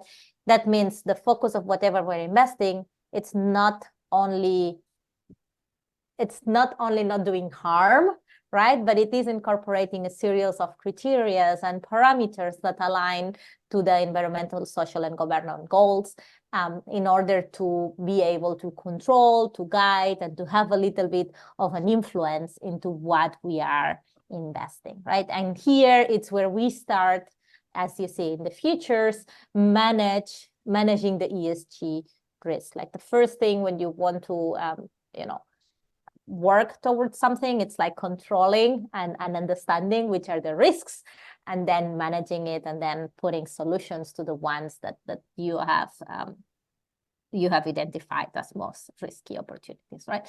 So from the not doing harm, we go into managing risk and trying to integrate ESG criteria. And then there is a whole sector or subsector of impact investing, right? Impact investing is not only considering and actively managing the ESG criteria, which of course it's a part of it as well, but it's going beyond that, going beyond having good principles, good environmental, social, and governmental principles. It goes mostly into, the solution that I'm bringing. It's not only managed accordingly to ESG standards, but also contributes additionally to some key problems, right? And here is where we talk about intentionality, like, which are the key problems that you want to solve, and are these key problems important for the society or the planet as a whole. And in impact investment, there are like 2 types that people normally classify themselves as. There is, here it's where, impact versus financial, it's really in the same balance. And there are those financial first that, you know, if there is a disagreement or if there's a decision where impact and financial, they are not complementary and you need to weight one more than the other. Financial first would rather go for this decision in which we promote or like we take care of the financial side of it and maybe not so much the impact side. And then impact first would be the one that always goes into the impact part of the solution, right? And here I'm going to put later on an example so that it's a little bit more clear. So basically on impact-driven investments, you, of course, screen all the negative businesses out, take care of ESG integration, and also have one goal that you want to provide further solutions to. And then beyond that, we have philanthropy. Philanthropy are those projects in which, you know, financial returns are not considered. You're basically financing solutions for you know, the broader good where there is not a business model attached. And something that you will see, it's also trivial and very important on impact-driven investments as well as philanthropy, is the measurement. Now, Ship2B Ventures is an impact venture capital fund that focuses on financial first investing. Right. And here I want to bring the example. No, we are, for instance, talking on and working on healthcare. So we are impact investment, and one of our verticals is healthcare. And here, many times it's like, okay, we are developing technology, a drug, for instance, and shouldn't we just give it to all the patients first, right? Or shouldn't we go to underdeveloped countries in order to bring this solution to the market? And our view is, of course, like, I mean, we are producing this treatment, and that specifically is the impact that we are bringing, but we do need a business model beyond that first, right? Like, and therefore you will target first the markets in which you do have this business argument, and afterwards, right? So it's not a trade-off, it's maybe just a postponing with the revenues benefits that we have from that, then moving into making this drug cheaper for the people who need it or for the geographies that need it, for instance, right? So it's always a balance a little bit. It's not a trade-off, it's a balance on priorities. Like, you're doing impact investments, are you prioritizing a little bit more in terms of timeline, the returns and the business model, or the impact of the company? So those are the different types that you have when characterizing your investment strategy. Now, main characteristics of impact investment is, of course, that you have a double return, economic and social return. You work with impact methodology that I will explain also a little bit more later on in how to, you know, align ESG criteria with the investments. You have alignment, again, of incentives between the impact and business KPIs. I'm also going to tell a little bit more about it later. And you follow up these investments in order to have, you know, to support these companies as much as you can from the board members' perspective, to see that this alignment is always maintained and whether we can enhance it further. Very quickly, at Ship2B Ventures, we are in the impact ecosystem since 2023. So last year we were 10 years anniversary, which was, you know, very nice for every one of us, and especially our founders who started this journey. Our purpose is to invest in and empower bold entrepreneurs solving the most pressing problems of humankind. And here we have our values, right? I think something that you also need to identify yourself as a company. How did we do that until now? We started in 2013 with a foundation. One of the activities that the foundation was tractioning the most in was the acceleration of startups and the impact forum. And that's how we were growing into a first investment mechanism, always impact investment. That was the Equity for Good that started in 2016. We invested in 23 companies, already had 3 exits of those. And in 2020, the founders decided to, raise a proper venture capital vehicle with the Be Social Impact Fund 1. That was a 55 million vehicle. And in that, we invest in 24 companies. Oops. It was my fault, sorry. No problem. All good.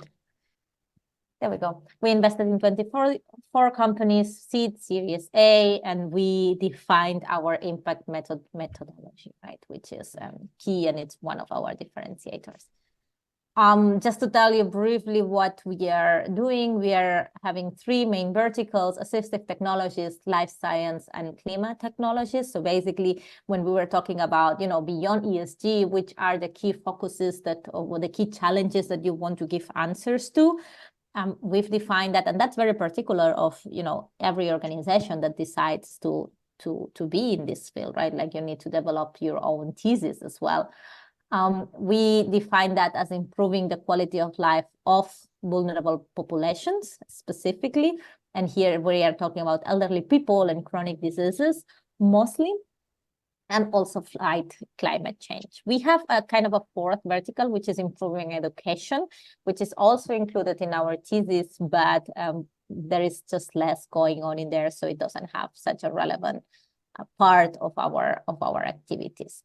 And specifically, we want to focus on unfunded markets. That's something that we also want to bring as an additionality to looking at these markets that per se are underserved and they need some support in order to grow further. Technology startups in order for them to be defensible and, succeed. Scalable business models, and also in the very early interface between business angels and the growth.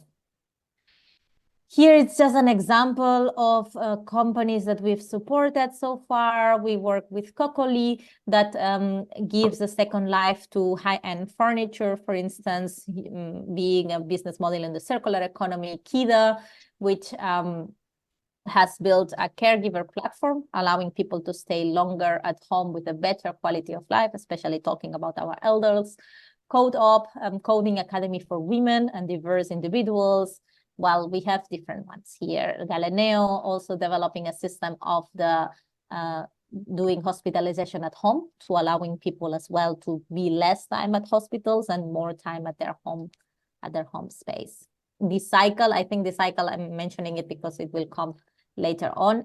It has a tool to measure sustainability on each companies, right? So CO2 expenses, for instance, of each companies. And that's a little bit on, what is in there and how do we position ourselves. And now we're going to cover how do we integrate this ESG and impact in our operations, right? In our daily portfolio management. Actually, we have it integrated across all our actions. So that's something that we, of course, look for ourselves as a company, Ship2B Ventures, but also at our portfolio management. So at the Ship2B Ventures level, we are certified 2 years ago. I think we obtained the B Corp certification, which, a very good score. And something that was very positive is during this whole process of obtaining the B Corp certification, we also improved, right? And we also learned a lot. So that helped us to develop HR policies and sustainability policies, for instance. And in another hand, we are also a carbon neutral company. So we were using TheCycle, as I mentioned, one of our portfolio companies, to really measure our carbon footprint. And we have offset that in 2022, and we're going to do that as well in 2023. We are in the process and moving forward, right? And we also take that, certifications of these standards up to our portfolio, right? Alignment is important, as we said. We are an SFDR 9 certified fund, that means it's the highest indication on ESG and impact as a fund. And here there are some criteria and some risk. It's a lot about considering risk and having solutions to mitigate these risks potentially that needs to be measured. So in order to accomplish with the ninth article, we need to measure different strategies as well. We have a gender criteria, and we try to maintain a gender balance across our company and our portfolio company. And we also working in an ESG platform to measure all the different tracking variables on ESG indicators for ourselves and for our portfolio companies.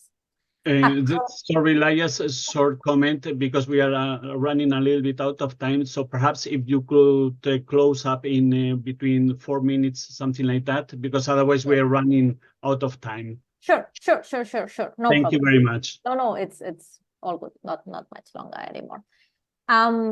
Exactly. So in our evaluation of companies, impact is also in there. Actually, we have an investment committee, but also an impact committee. In this impact committee, we have different members than the SHIP2 members to really ensure that this is objective.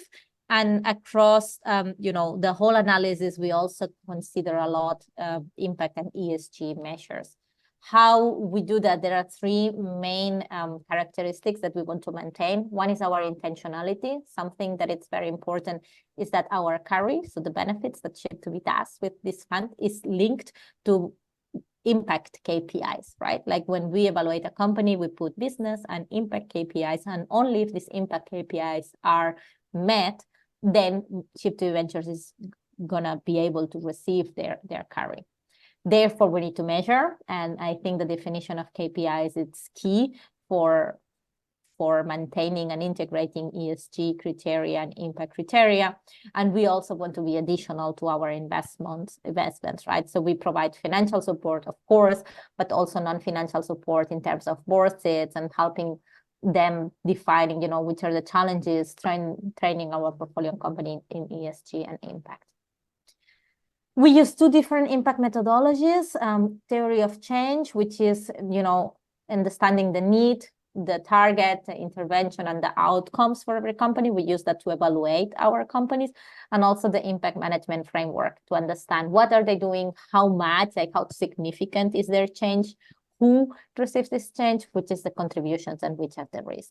And when talking about ESG investments, it's all about, identifying risks, and we have these good governance principles for the G in that case, and afterwards will come others, which, making sure that the boards are properly managed, that there are no conflict of interest, that there is a risk management process are in place. We want to identify early and effectively when there is a risk in order to mitigate that to the best of our knowledge. And I mean, here you can just share the slides, and then you can go into more detail to the different governance principles. And then on the ESG side, we also, when we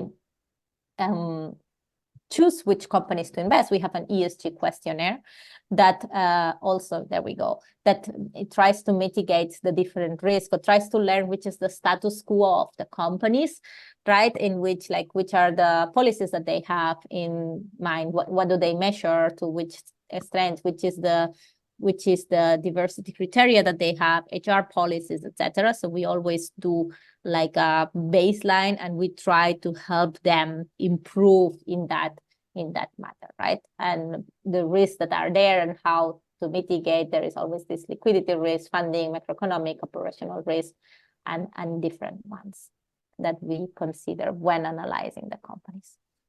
And that was it from my side. I'm not sure if it was a lot of information. Happy to, cover any questions and anything you need.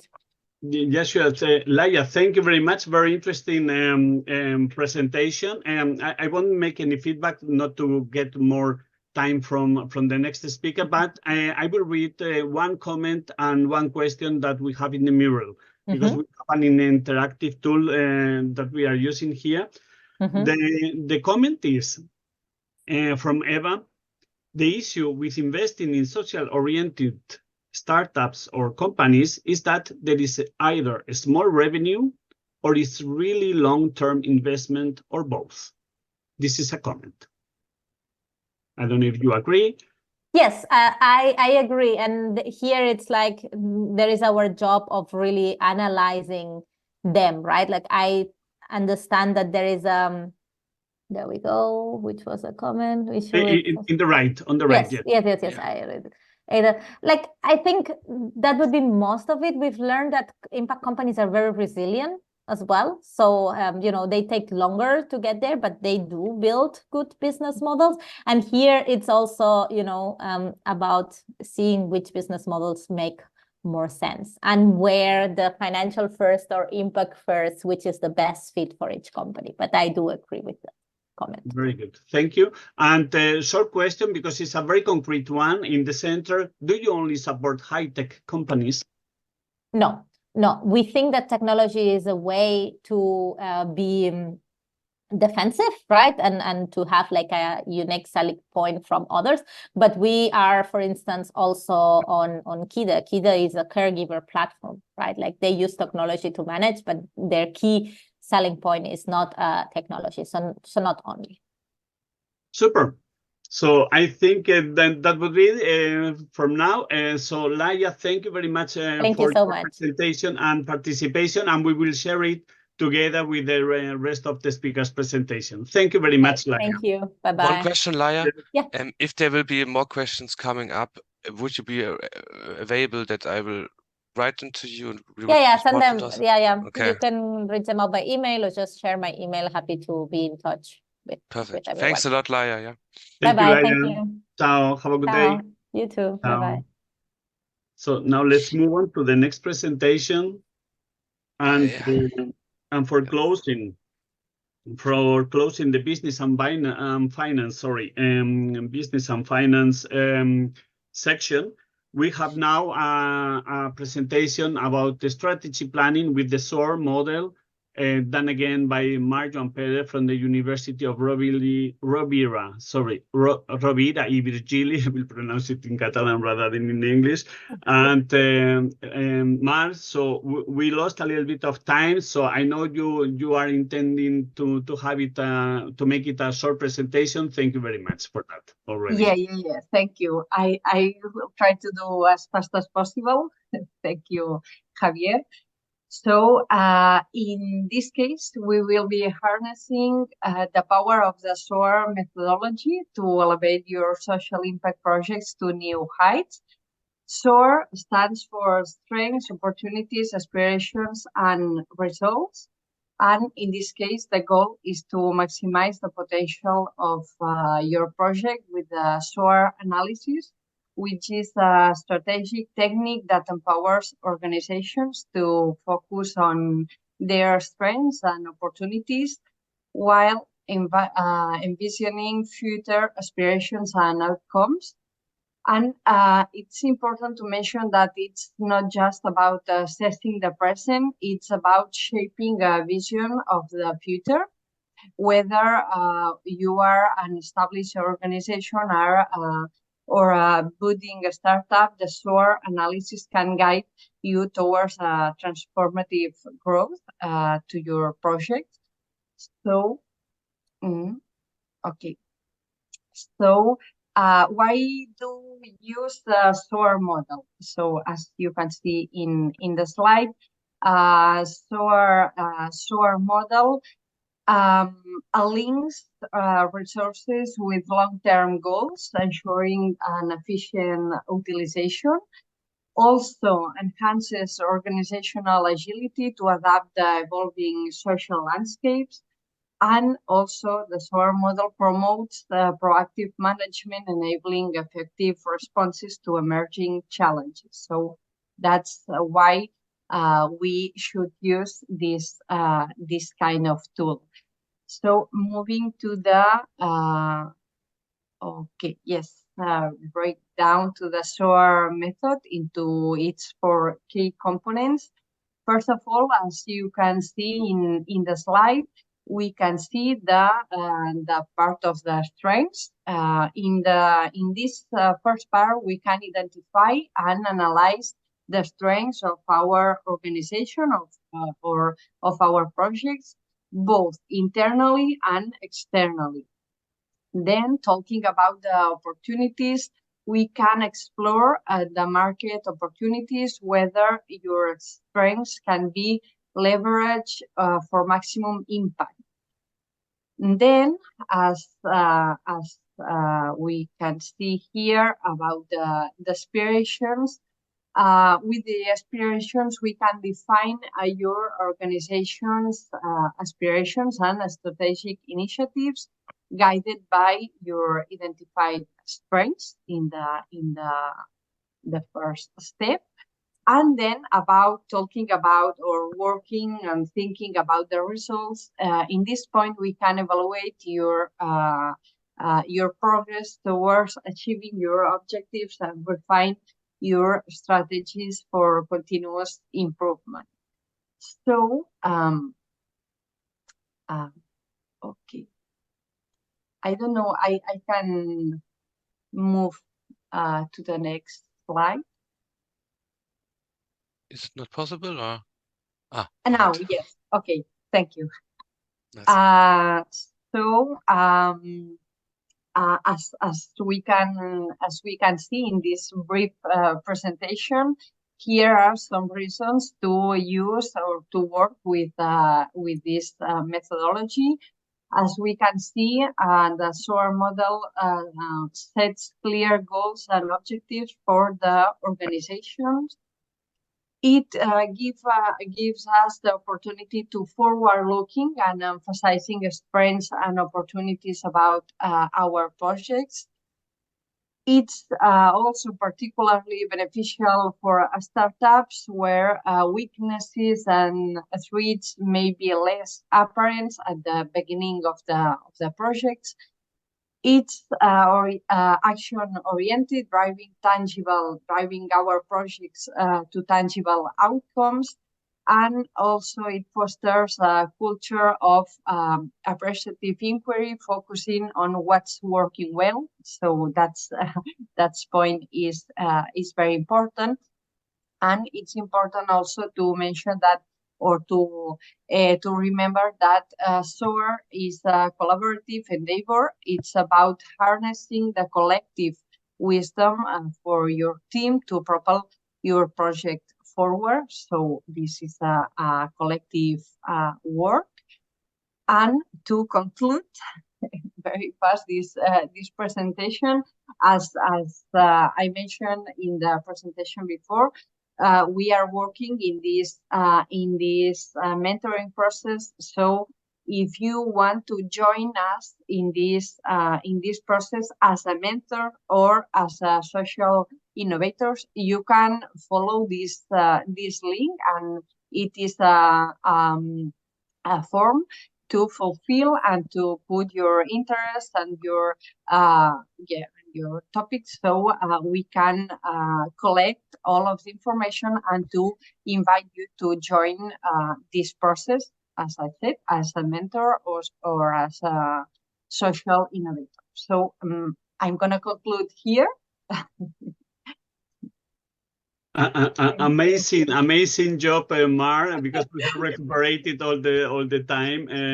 Very interesting to see this SOAR model that is also future oriented and action oriented. You were mentioning also the difference and difficulties that newcomers might find with the SWOT analysis, and therefore you propose the SOAR methodology, and you are also inviting us again to join the mentorship. I don't have any further feedback, but perhaps Fatima, I don't know if there is any comment on the chat, or is there any question or comment on the mural? Perhaps we can check that. Yes, someone is writing something. I just mentioned that using the SOAR is a change in the paradigm, because we are very used to use the SWOT model. I think that, from my perspective, it's really interesting to switch from one model to the other one. but that depends on the kind of innovation in the end. And also there are, Rafael is writing something regarding, that maybe we should teach, he suggests that maybe we should teach this kind of tools to the social community. Because sometimes at the very beginning, people are like lost and they start like as entrepreneurs and as social innovators. And sometimes we consider that they are lost in this mess. Excuse me for the word. And at the very beginning, it seems easy to start with the project, but maybe these kind of tools are needed for them to know them in the end. Yeah, that's the thing. Super. Great. Well done, Fatima, and thank you very much again, Matt, for your participation and presentation and insights. Thank you. So let's move on to the last part of the sessions about the skills for Collaborate. This time we are going to talk about managing and monitoring. This will be two very short presentations, one by myself about performing project management. So if you can move to the next slide, Jonas, please can you do that for me, because yes, I am sure. also doing something else. So that would be great. Yeah, super. So I'm not going to talk about project management itself, but rather about the social conscious project management. In this sense, let's move on to the next slide. Yeah, so we are diving into social conscious project management within the quadruple helix. It's not just about project management in the typical way many of you or many of us know. It's about recognizing the vital role of social innovation. We have seen it also during the previous presentations, and the vital role of social innovation as such, but also the social actors in play in shaping this approach that we are proposing here. Just 1 second, please.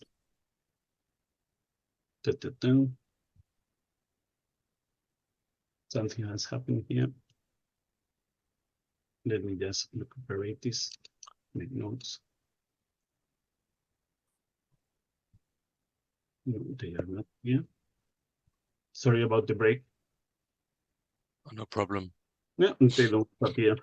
You anyways have a bit of a puffer or a little space in the end, so it genau. Well, there's no way. Well, I will do it otherwise. So just 1 second. I cannot even move it here. No one. Well, I will read it from here. Sorry about that. Yeah. So we have to think about the following. No, I was still on the first. In that slide. We have to think of the following. We are not alone. We have seen that we are a quadruple helix of different stakeholders, and we are navigating a landscape where academia, industry, government, and civil society come together.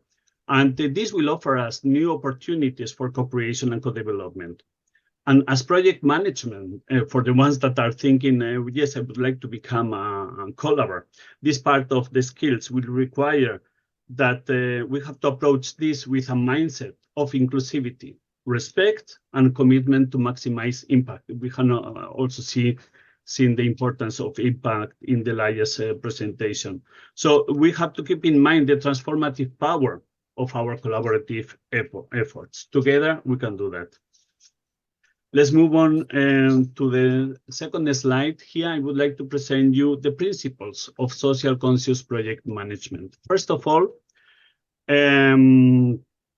let's picture this. We are not just managing projects, as I said, we are creating something together where everyone's voice is being heard and matters. Concerning collaboration and co-creation, it's like it's like a brainstorming session where all these stakeholders come together and bring something to the table. It's like cooking up solutions that nobody of them would have done before on their own. It's impossible, so they have to come together.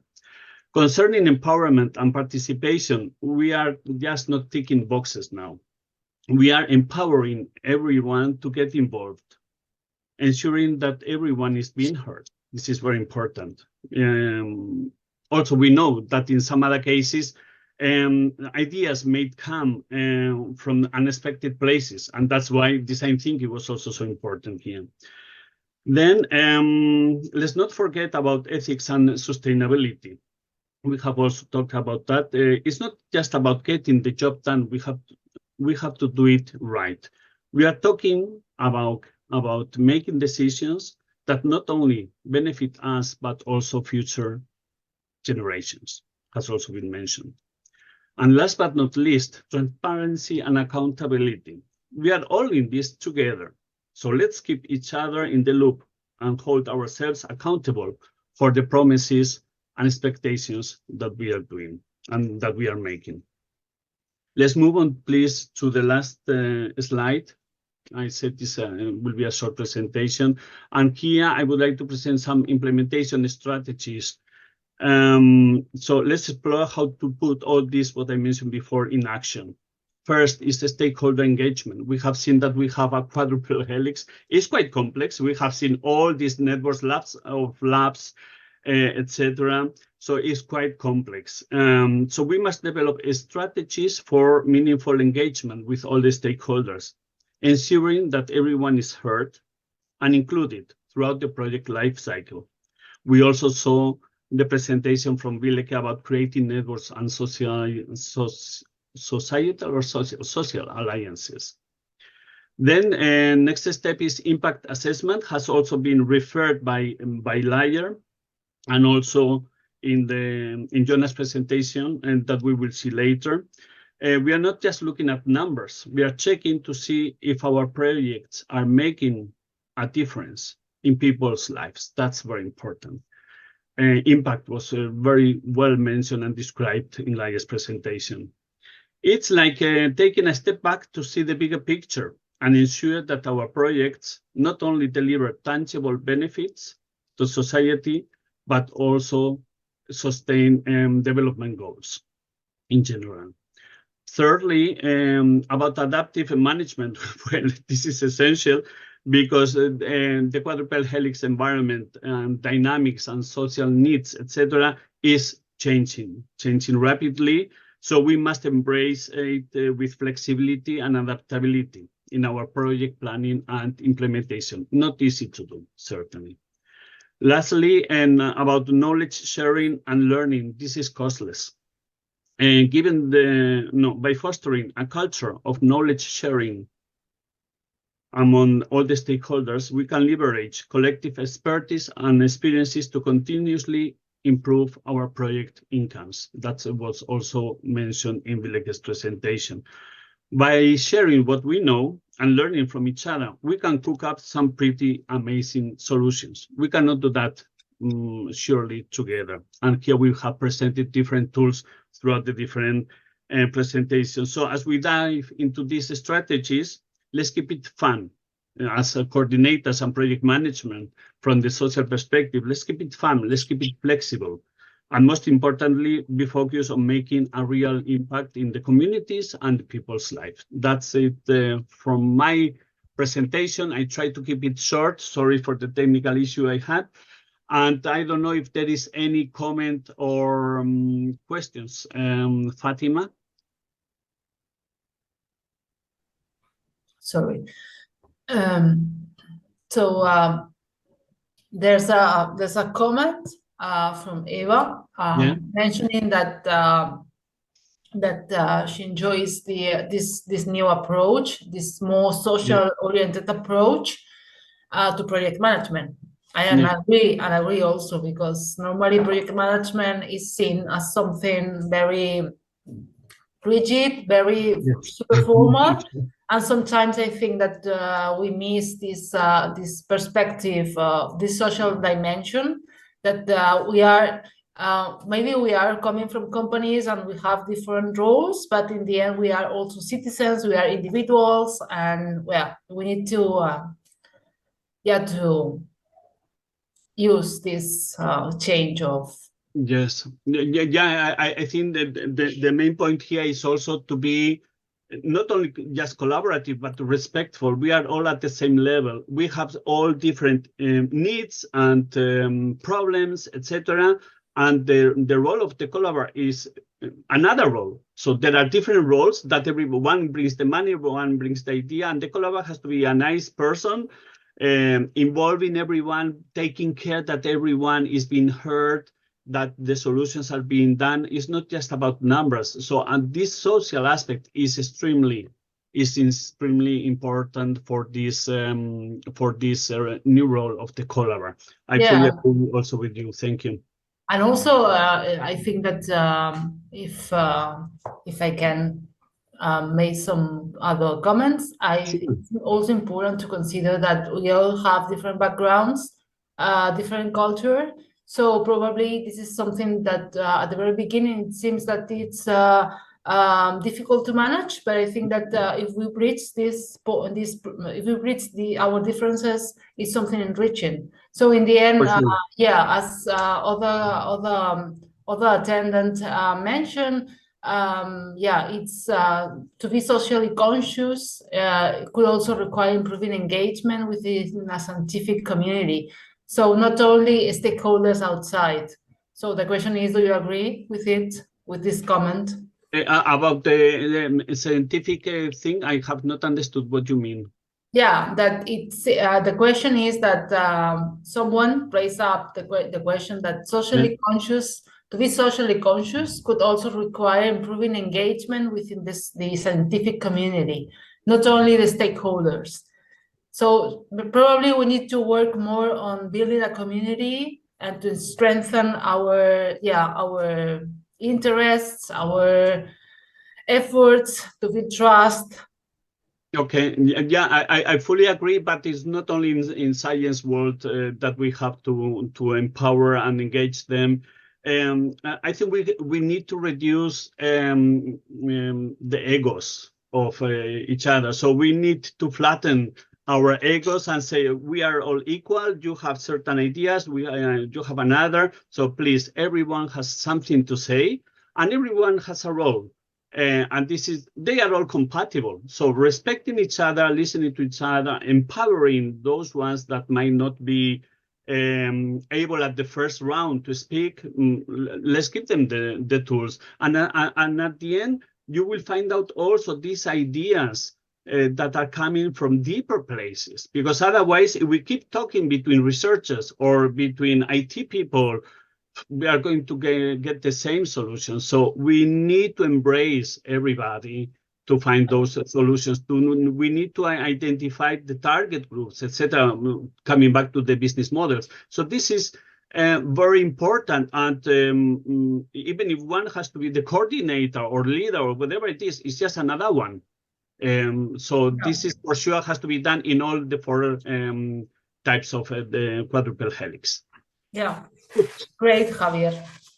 Thank you very much. So if there is no further question, please let's move on to the next presentation, and which will be done by Jonas Burnett again, showing social return on investment. So Jonas, the floor is fully yours. Thank you very much. Hi, thanks a lot, Ravi, and hi to all of you again. This is the last topic. This is actually the last skill we will tackle today. It's about showing social return on investment. And I think this is an unbelievable important skill. We talked about it at several places, also in Laia, it was touched, and normally it maybe belong also in the business, the business block. But I will represent it now to you. I think it's a crazy interesting concept, and we not dive too much into detail, but see it as an important impulse, because this is something I think for the future and we should all know about, especially if you're social innovation project managers or work in university like you mostly do, or in organizations, social organizations. So we start. What is social return on investment? We know all return on investment. Return on investment is something you use, for instance, if you have like force, if you can calculate your win. Also in the classic industry, it's mostly like production cost and then what you get out of the money, how many products are sold. That's the classic financial return on investment in the end. And what makes social return on investment different is that it does not look at financial benefits. Also it has, of course, this classical economy thinking with benefits and costs. It's included. It has to be, because you have to dive into the system. But the complete concept is different, because the benefits are not financial but social. And this is also can also be brought back to this ESG criteria that Laia showed us. Genau, so you see here it's financial, and it gives you environmental and social returns. And to make this a bit clearer, we can have a look at the next slide. Because there are several things where you can calculate social return on investment. Yeah, for different things. It's about integrated healthcare systems, about poverty. So you see all this different categories that I sorted here.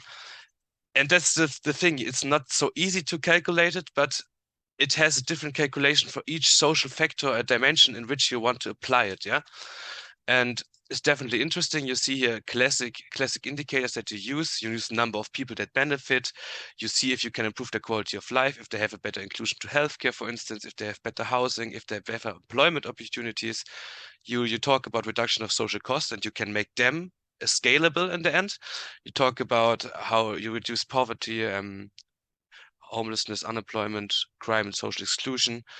And of course, there's less cost if you tackle these challenges, and that is what social return on investment is built on. Yeah, that will be clear on the next slide. But you see all these things: participation, empowerment. Of course, you can give inclusion to people who have problems, for instance, or who have impairment. You can have more jobs for them, for instance. Environmental awareness is one of the biggest topics, I think. That's also what Laia showed, what they are focused on in their investment force. Environmental awareness, of course. You see CO2, hydrogen emissions, they are crazy. They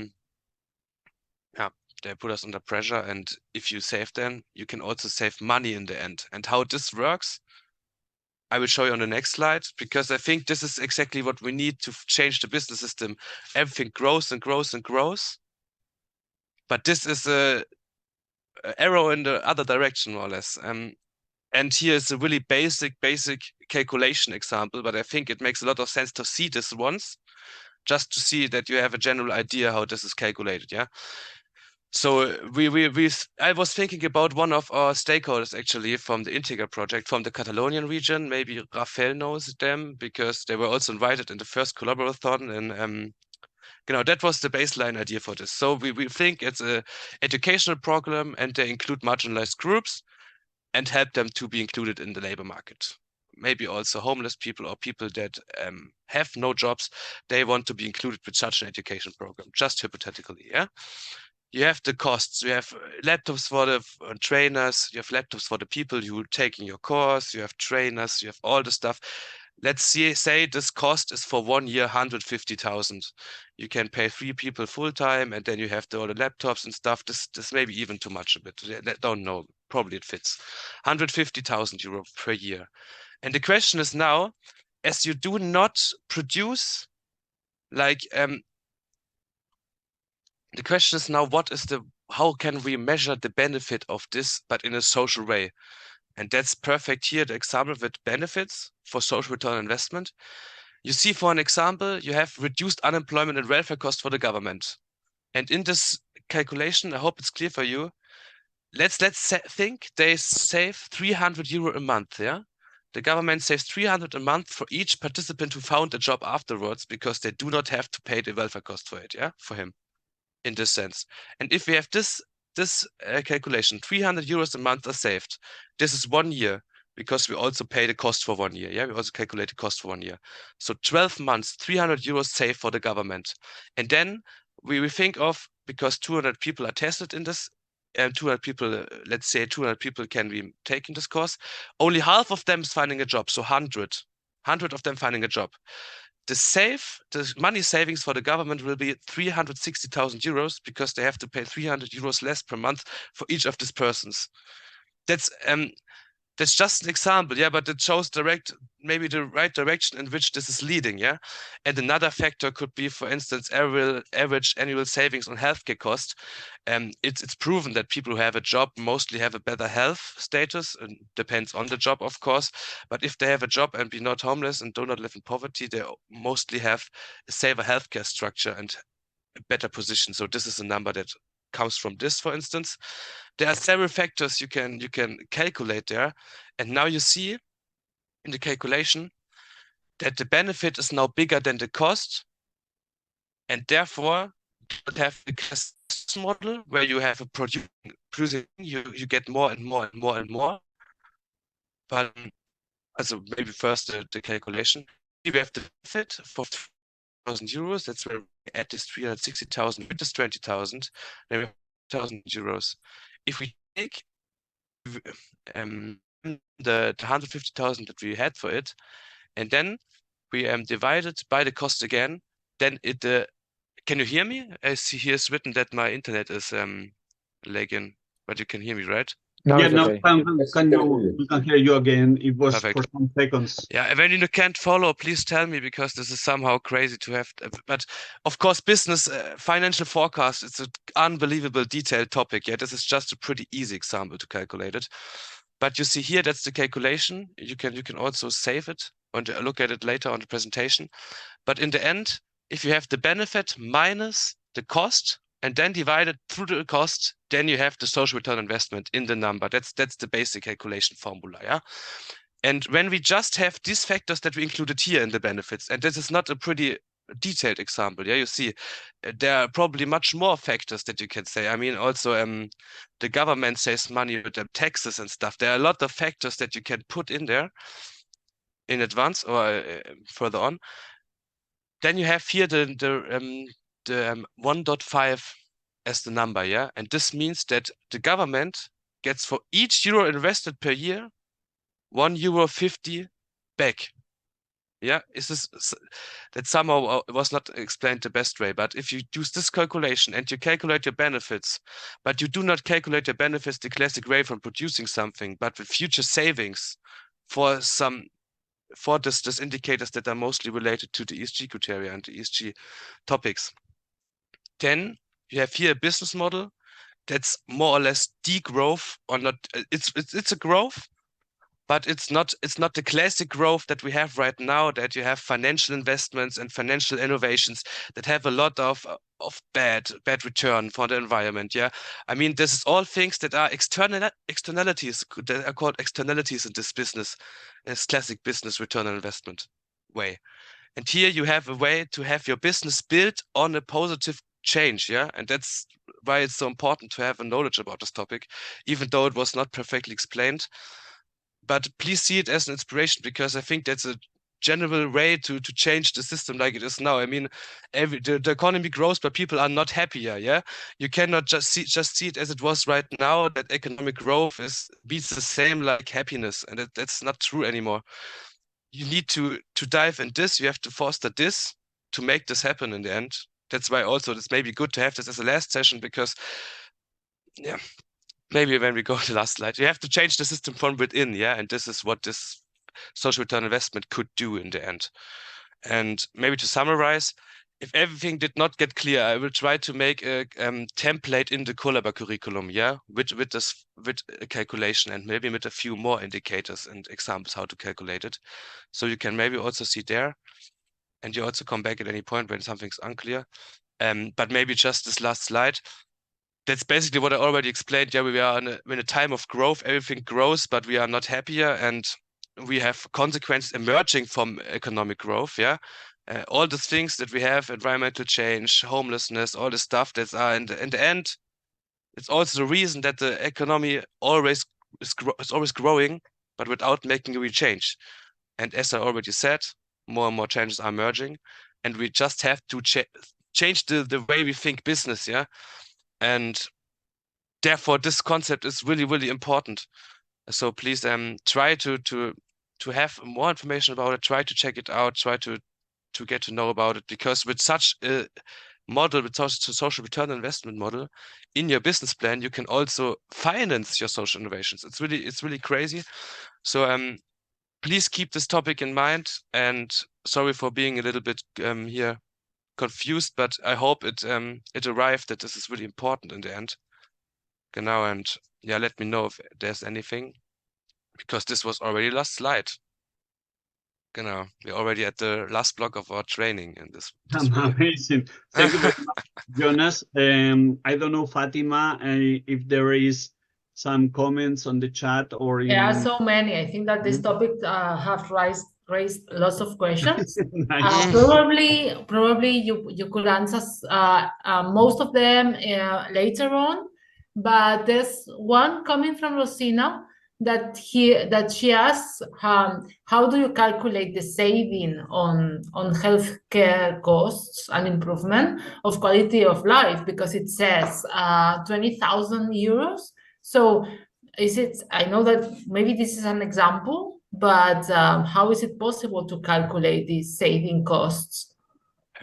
Yeah, maybe one thing to Raphael's comment, and he wrote, and why should a private company invest on social issues? Yeah, and maybe it was not clear enough in my calculation, but you saw that when a private company would invest in such a solution, they would invest 100,000 euros.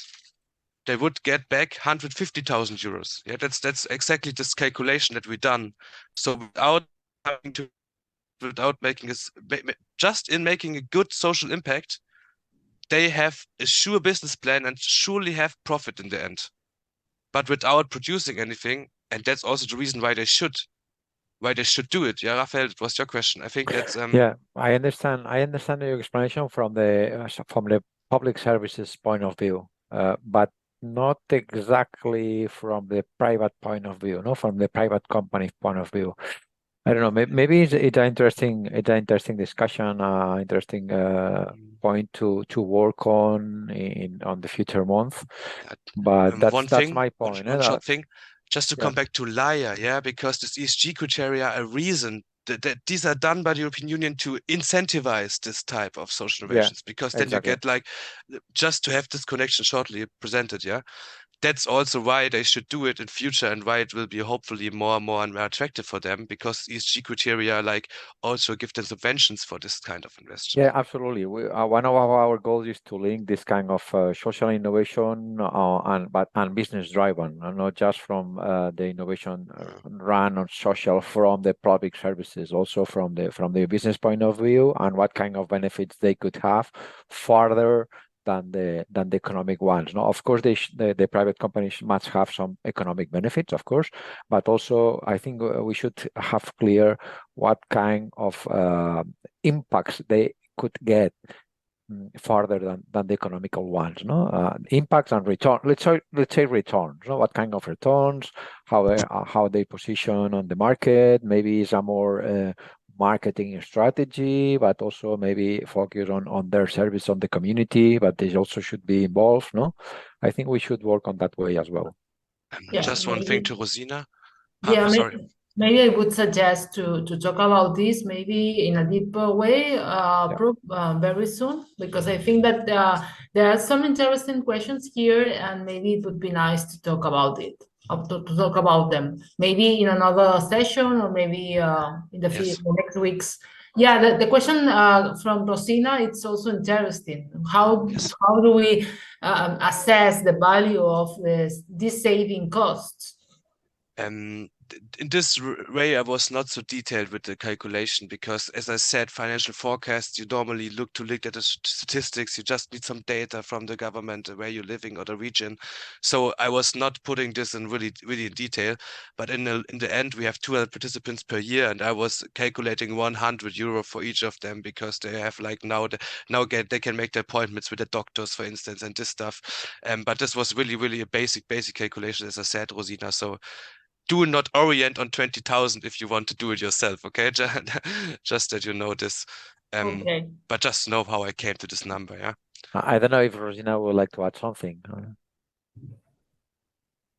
No. No, thank you. I see that it's not easy to calculate that 20,000. I guess you need to do interviews and ask different people on how they would value that, right? Insurance data is often a really good starting point for doing such calculations, because the insurances have the broadest data, and they are also the ones that are ready to invest in such things often, because it's in their interest. So if you really think about something, I would start in this direction, but also from the government. Statistics from the government are, of course, also always the hit. Yeah, but just inspiration. No. Thank you. Thank you for the question. Okay, so I give the floor to Javier again.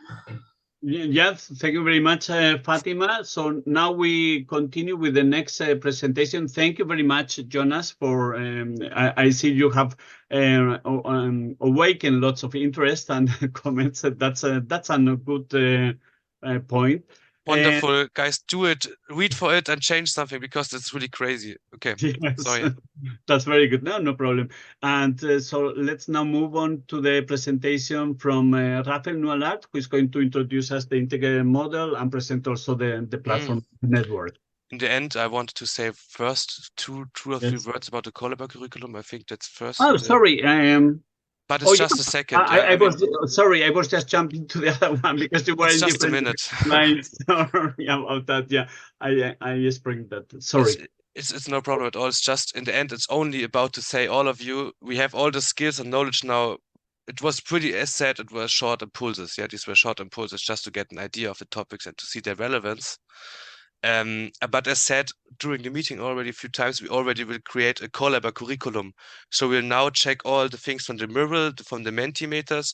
We'll also maybe talk again to Mr. Schröder, to Antonius and Laia, and then we will put a Collab curriculum that we will send to you.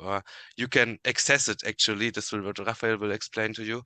And just that you know this, yeah. If you are interested in something, you can write us at any time. That's for sure. We are happy to help with anything. If we can help, and if we cannot help, we will think about how we could help. And and for the rest of the skills, you will have them summarized in the Collab curriculum.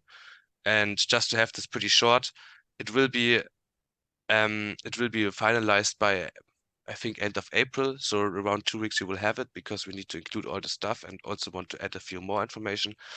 And what's pretty important for you is that it's also on our social network. But I want not to go ahead of this because this is Raphael's part to explain. But just to tell you, yeah, if you're interested in the stuff, you will get more information in this Collab curriculum with also the Mentimeters and the mural, summarized. And please let us know if you have something, yeah. That was everything. That was everything already. So no stress at all. Now Raphael is oh. That was a wrong slide, but we are here now. In the end, no. We have now our last Mentimeter session. Are you all ready for a Mentimeter? Yes, please. Let's go. Perfect. Can you all see again this the Mentimeter? Have you have it open? Perfect, because this is now maybe interesting for all of us. As a little summary of the meeting, I nearly forgot, but it's important, of course, because you see here all the knowledge and skills that we presented to you, and it's just important to know to us what you would consider the most relevant, because you are also people using the skills, and I think that's we will also share this with you for sure, but I think it's just interesting for all of us to see what's most interesting for you and also for the Integra project, because we want to foster this collaboration, and therefore remember to refresh the Mentimeter page, and later you just need to drag the options on the top of the section and to order them or tie them on your personal point of view.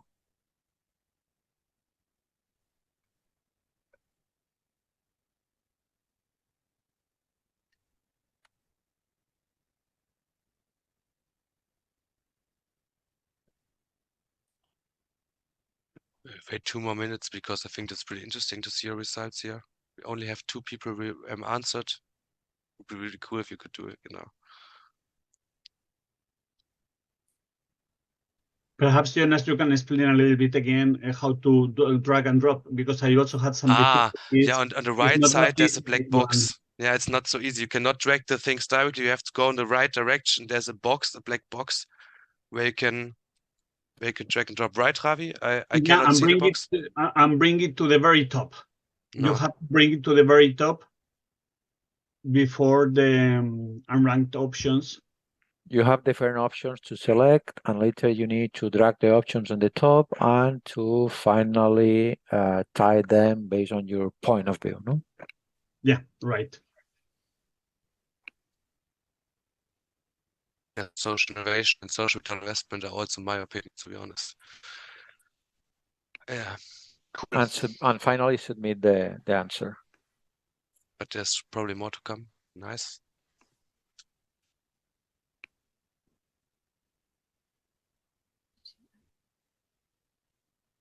There is several options to choose, so that's why people need to think a little bit about. No problem. But Excuse we me. give you the time. Yeah, sure. I'm not sure how to drag, how to rank the different positions.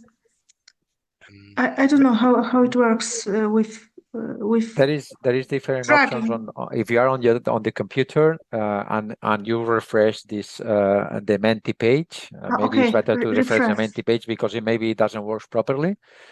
And later, once you refresh the Menti page, there is different options on the right side that you need to drag on the top and order them based from your point of view, no, based on your yes, thank you so much. personal point of view, or maybe in your case from your organization or your experiences, etc.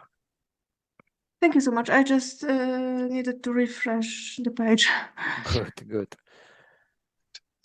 Yeah.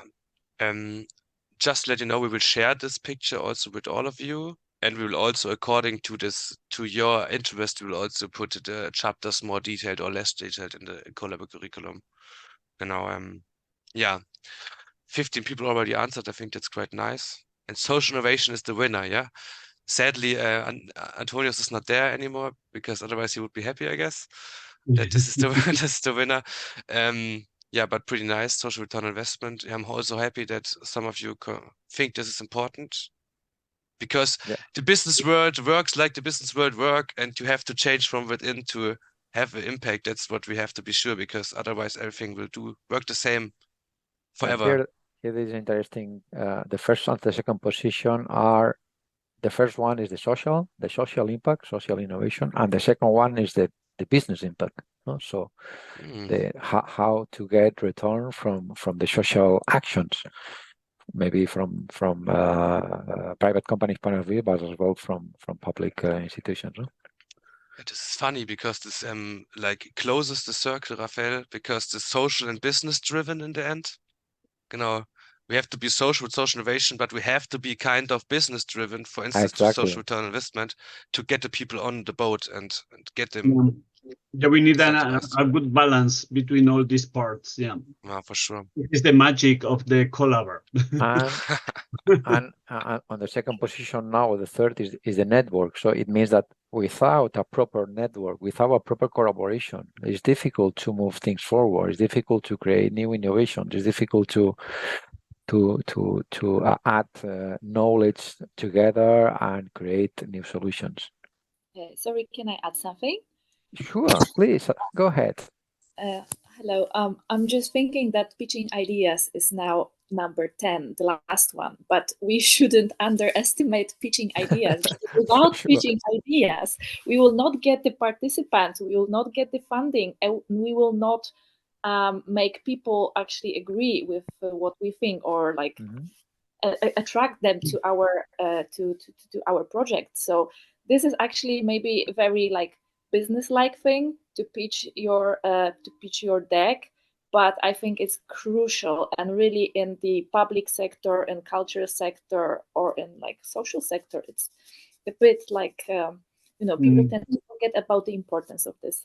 Yeah, without a fresh mind, it's difficult to move ahead. Yeah, yes, right. Thank you very much, Eva, for your comment. The thing is that all these aspects are important and depends on the phase where you are in your project. You will have to move forward with one aspect, or to push one aspect and leave the other one a little bit waiting. And here we are also asking for the people themselves, for their experience. It's not as a role of collaborate in general, but for you yourself. And depending on the point of their initiatives, they could now need to strengthen one or the other aspect more. So but all of them are important. So we need to balance, to find the right balance. And we have to be flexible, as we were discussing before, adapting, involving everybody. So it's not easy task, but doable. Because the motivation is that the benefit is huge. The benefit is huge for everybody. So it has to be done anyway. One last thing, because we have really less time, I see. There was now that asks for other skills that you think are relevant for a collaborator, yeah? maybe everybody can really think shortly and put it in, because I think we should skip normally because we have not enough time, but I think it's really important to know what you're missing. What I think we had missed is, for instance, funding, the possibility to get funding from which direction. So this I would include, I cannot do because I'm the moderator, but this was, for instance, just for inspiration, yeah? But it's interesting to hear what you are missing to, yeah, more the personal qualities are missing for you. That's good to notice, to have also something about this. Yeah, perfect. Can some of you write funding?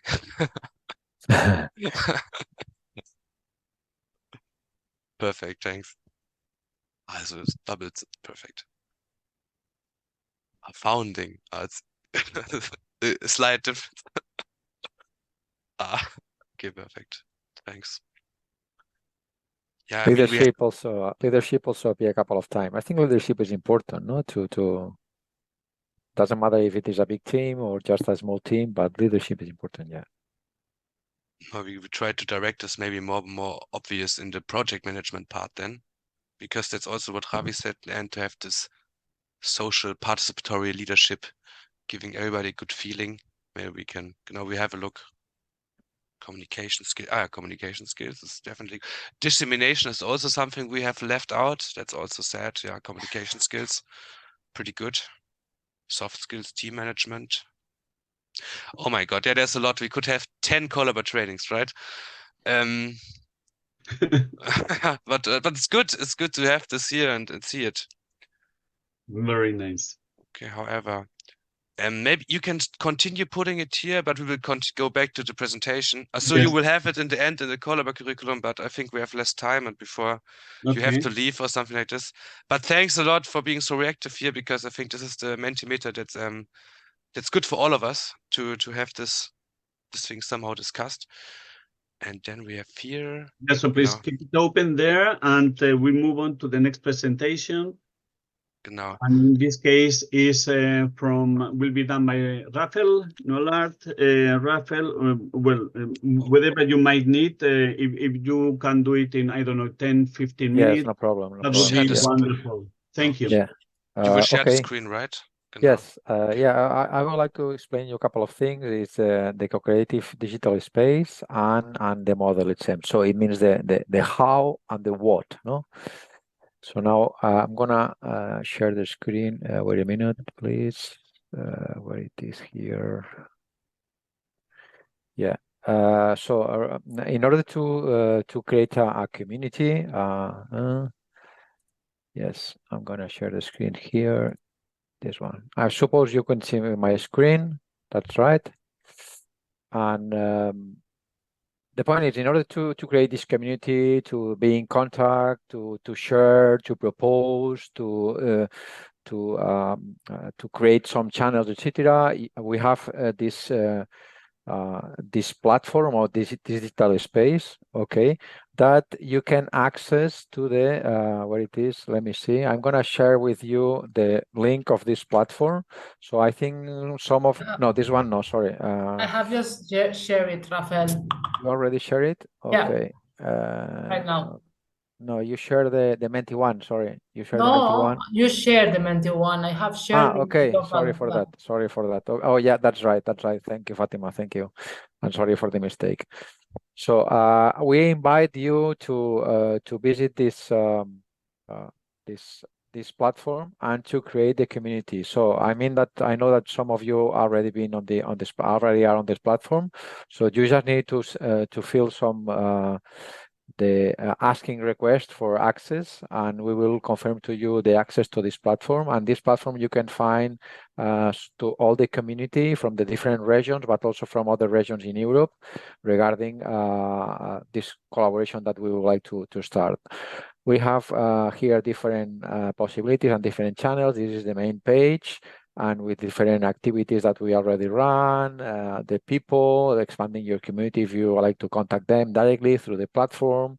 So no problem for here, because you are not sharing your personal details. So you could be in contact with the people through the platform, not through their email. So don't be afraid about this point. Okay. And later you could create different kind of activities. Okay, for example, you also could could have some channels here for between different working communities, or create, for example, also a project, create an event. Also, you could have some conversations between different organizations, between different people, or personal conversations. For example, with Jonah, between Jonas and me, we discuss different things about the project, other subjects. Okay, so also you could have also some the discover part with different kind of contents. Right now there is already 90 contents here from the different regions. Also, you could publish, for example, if you go to the content, you could publish maybe the activities from your organization, or some of your projects also, in order to the people could follow the projects, etc. No, I think we invite you to join this community. I think it could be really interesting for all of us, also because we are sharing some different kind of information, different projects, etc. And this is the way to create a community, a new way to be in contact with the other people. No, here also you have the basics, for example, the one that we are going to explain right now, that this the platform we call the how we are going to be connected, but also you could find here the basic of the methodology model that we are also building in this Integrate project. Okay, so if we go back to the presentation, Jonas, please. Yes, so you could share again the screen from your side. Yes, We already shared with you the, let me see, yeah, someone request for access. For example, Eva is not on the platform, just request for access. I'm giving you the permission to access, and you're already there. You already, I'm sure you already received a confirmation to be on this platform. Okay. Good, thank you. So if you allow me to move the screen, the screens, the slides, sorry. No, yes. Well, I already explained you really briefly the platform. Okay. There is a couple of images, but now I'm going to explain you a little bit the model. No, as we said, we would like also to create a new way to work, a collaborative way to work, and we want to explain how we are going to do it, how we are going to reach the intended goals. No, so. As you already know, we are 3 different participant regions, Krakow, Hamburg, and Catalonia, and we ran last year different meetings that we call to work for this model, and we call model events, and later we work also on focus group that different key stakeholders from different regions, for example, Rosina also participate in these focus groups, and we create this kind of a structure model, okay, with different sections we call models. Okay, this model has 8 modules. Okay, right now it's a draft, and right now we are working between the partners, and next month we are going to have also a meeting with the key stakeholders in order to review the model. Okay, this model has different models, as we said, and has the basic and general model features that is talking about socio-digital design for change. It already appeared today on the presentation from some of the partners. Okay. Later, the model 1 about if we want to work together, if we want to go in one direction, we should have a common language, because we are from different regions with different ways to work, with different understandings, and here we would like to define a common language for everybody. And later on the model 2 about the co-creation of facilitation processes, about how we are going to build these ideas that Eva was asking for. That she was asking for the ideas are on the number 10. I think they should be a little bit upper. No, how to get these ideas about this co-creation process in part. Okay, this knowledge, this exchange knowledge, to building bridges between the different partners and the different regions, etc. So this model is not going to be closed for just the current participant regions. If not, we would like to share with everybody and to have as a methodology model for different participants. Okay, On the model 3, we are speaking about the structure, infrastructure, the governance, and the leadership. Okay, also the kind of methodologies and tools, and the platform that I already showed you, the platform. Also, we would like that these tools, we would like to know what kind of tools are you using, or further than the ones that we already made from the partners. Maybe you have some specific tools that could be highly interesting and could be really useful, and maybe also it's interesting if you could share this tool, maybe for example in the platform, with the different participants in a post, or sharing on the Discover section. Okay. The model 4 is regarding finance. Also, finance have been appeared here. This could be from public or from private financing, and what kind of different options could be. Okay. About the model 5 is to design an ad hoc monitoring impact. How, if we would like to know if the platform is working, if all the actions that we are developing are having success, we need to check the impact of these actions. Okay. So the model 7 and the model 8 are transversal models that affect all the rest of the ones. Sorry, the model 6, I forgot the model 6, is about the capacity building of the collaborator. This action similar than the today, the new profile, this kind of new profile that we like to share and to create about social innovation entrepreneurs, and also business model. We cannot forget the business on this way, because not always all the actions must be promoted from the public. Also could be promoted from the private sector. Okay. And as we said, we would like to do also bi-directional trainings in case that you have some interesting methodologies, tools, etc. Also, we would like to, if you would like to share with the rest of the participants, I think it could be also quite interesting for the community. Model 7 is about diversity and inclusivity. So the website should be inclusive for all kinds of disabilities. We also need to invite different kind of genders. So I'm promoting, for example, the technologies within the woman sector, or the STEAM sector. Okay. And finally, the model 8 is highly important. It's sustainability. So this project that right now is a funding project from the European Community, by the European Commission, but we need to think about the continuity of the community after this specific project is finished. After next January, how we are going to continue working, how we are going to maintain the community, etc. So we already developed these models in detail, but not enough, and that's why we are working within this month and the next month on this model, and that we would like to share with you more or less in autumn, September, autumn. We would like to present the model, this model, on next Open Living Lab days in September. This is our intention, and later share with all the community, and in order to have a common language and to work together on the different social innovation. And that's it. Yeah, sorry. Sorry for that. Yeah, the session that we will work on the model with the key stakeholders will be on May 14. In case you would like to join, please let us know, to join us, or to myself or someone, and you will be invited to this session. It's going to be a session of maximum 2 hours or 1 hour and a half. It's not going to be longer. Okay. Thank you. Amazing,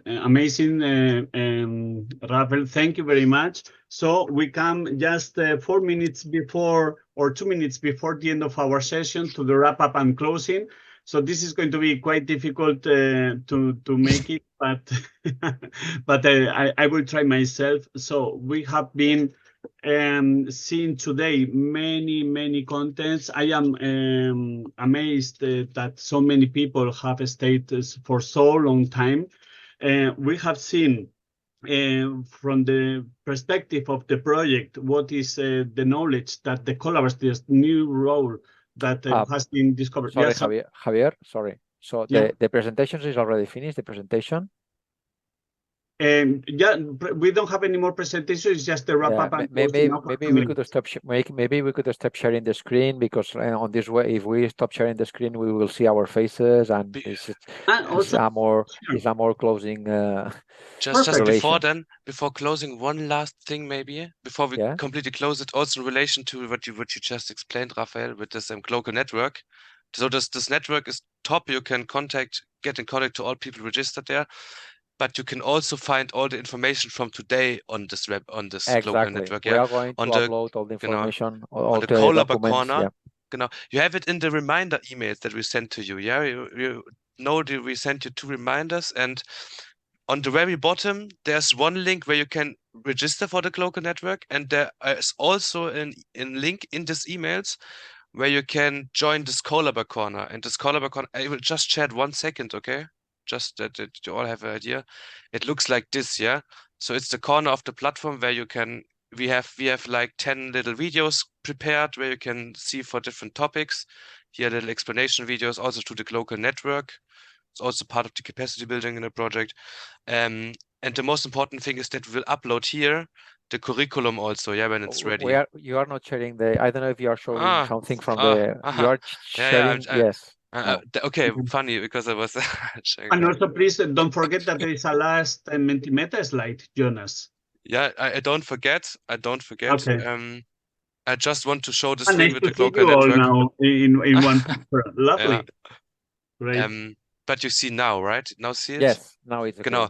That's just the Collab corner. That's the second link, as said in the reminder emails. And that's maybe for you, if you were interested in this session, one of the most important thing. So you will have this page, and on there we created like a lot of short video pills for different topics. So here's also a video on how you can use the platform. It's pretty comprehensive. Probably can also look at this if you want later. So please use these links for the global network. So this is the first, the 2 last links, I think. One you can use to register here, and the second one you can use to directly come here.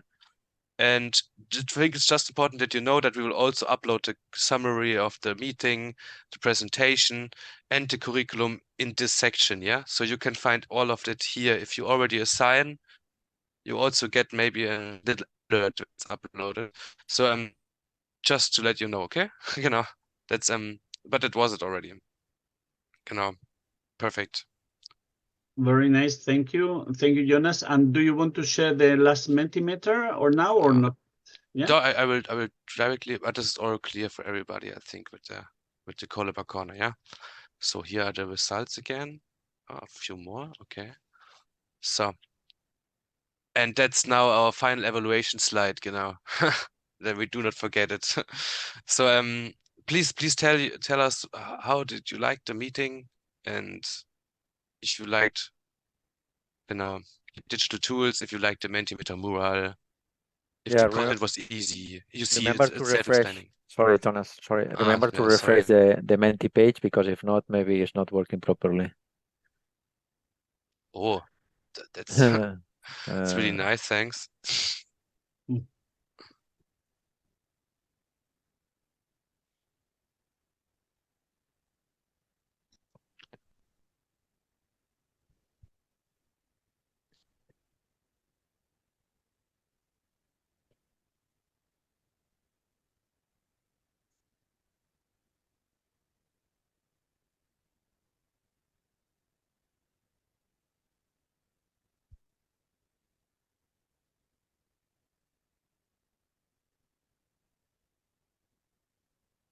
Perfect. If it was, no. You are a really good people, voting really high. Yeah. You're just polite. Thanks a lot. You can also be honest if you want. It's no problem. Very nice. Okay, the highest one is the organization team, yeah, because Jonas and Javier did a really good job organizing. And Rafael and Fatima also. No worries. Maybe the scale. I know that 4 hours in a row is not easy, and also to dedicate 4 hours to a training. That we will really appreciate your attendance here. Thank you so much. Yeah. Also from my side, thank you very much for everybody. It has been very interactive. So this is something that we certainly follow in or go into the next steps. You have heard that there are many things coming, following. The curriculum is coming. The mentoring training is also coming, or the co-creation and mentoring session in May, on the 9th of May. On the 14th of May, there is another day. So please just keep how do you call it now? Keep in touch, and just say thank you to everybody, and mainly also for Rafael. Sorry, Jonas. Jonas, there is a couple of more slides for Menti. If you would like to move, Jonas. Yeah, I think 20 is good. Thanks a lot for answering here. Yeah. Genau. And what do you get from this training? That's I also forgot. Thanks a lot, Rafael. Yeah. There is this one and one more, I think. Yeah. Oh, okay. I didn't know that. Good. Okay. So you can a little last brainstorm then. Fantastic. Yeah, and please remember, yeah, that's what we talked during the whole meeting. You can write Ma for her session on business and AI. That will sound pretty interesting, I must say. You can also write us or Rafael on, also all of us, and you can write all of us also for this co-creation session on the model. And yeah, just that you know, we would be really happy to have some collaboration, because the collabor is also for collaboration. Genau. SROI, perfect. I like to read that. That makes me happy. I hope you all have crazy social innovations soon.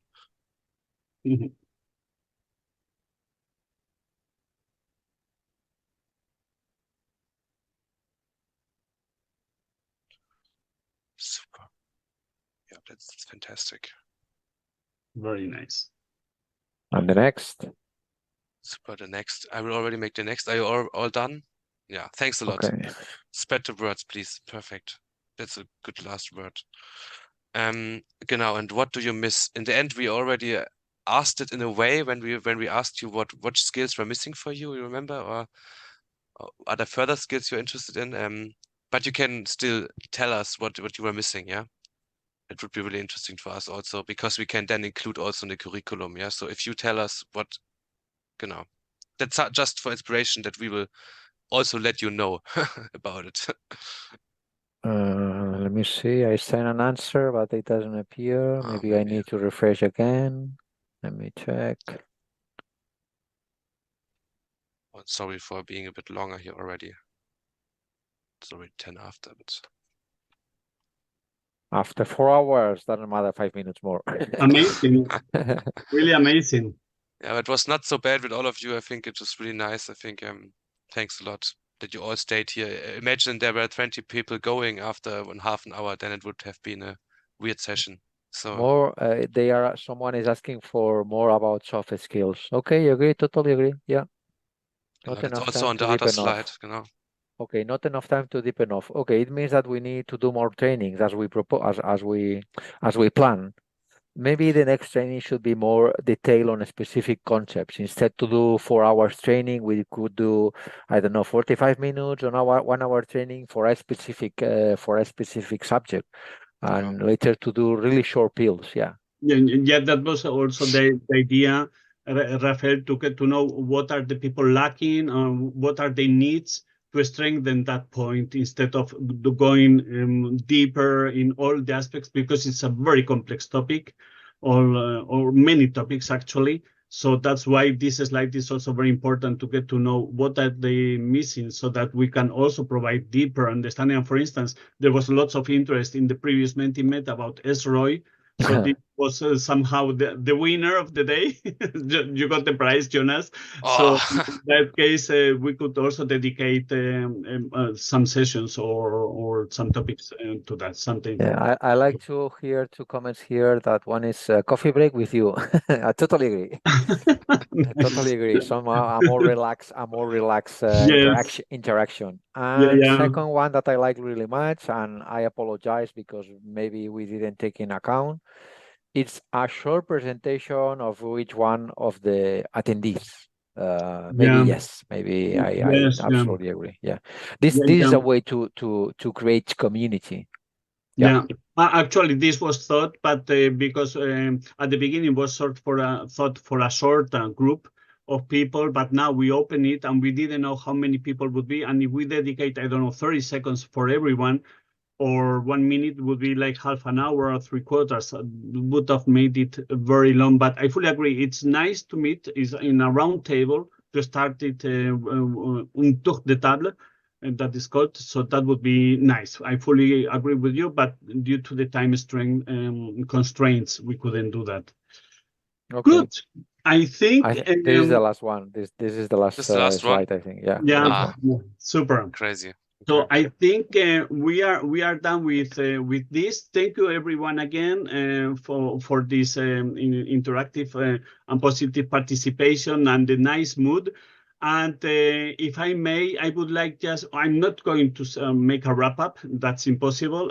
But I would like to close with a short phrase that Jonas mentioned before in his presentation, and it's economic growth does not bring to happiness. I fully agree with that.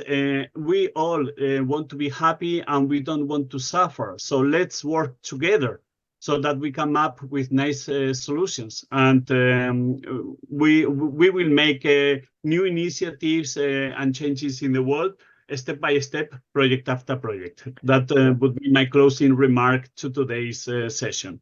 Yeah, something that I would like to add is if someone of the attendees today would like to go on detail or maybe to propose some interaction activities with Integer, or so contact your regional reference for the project, and later we could see how could help you on your activities, on how we could exchange information, how we could exchange maybe digital tools or etc. No, how we could change methodologies.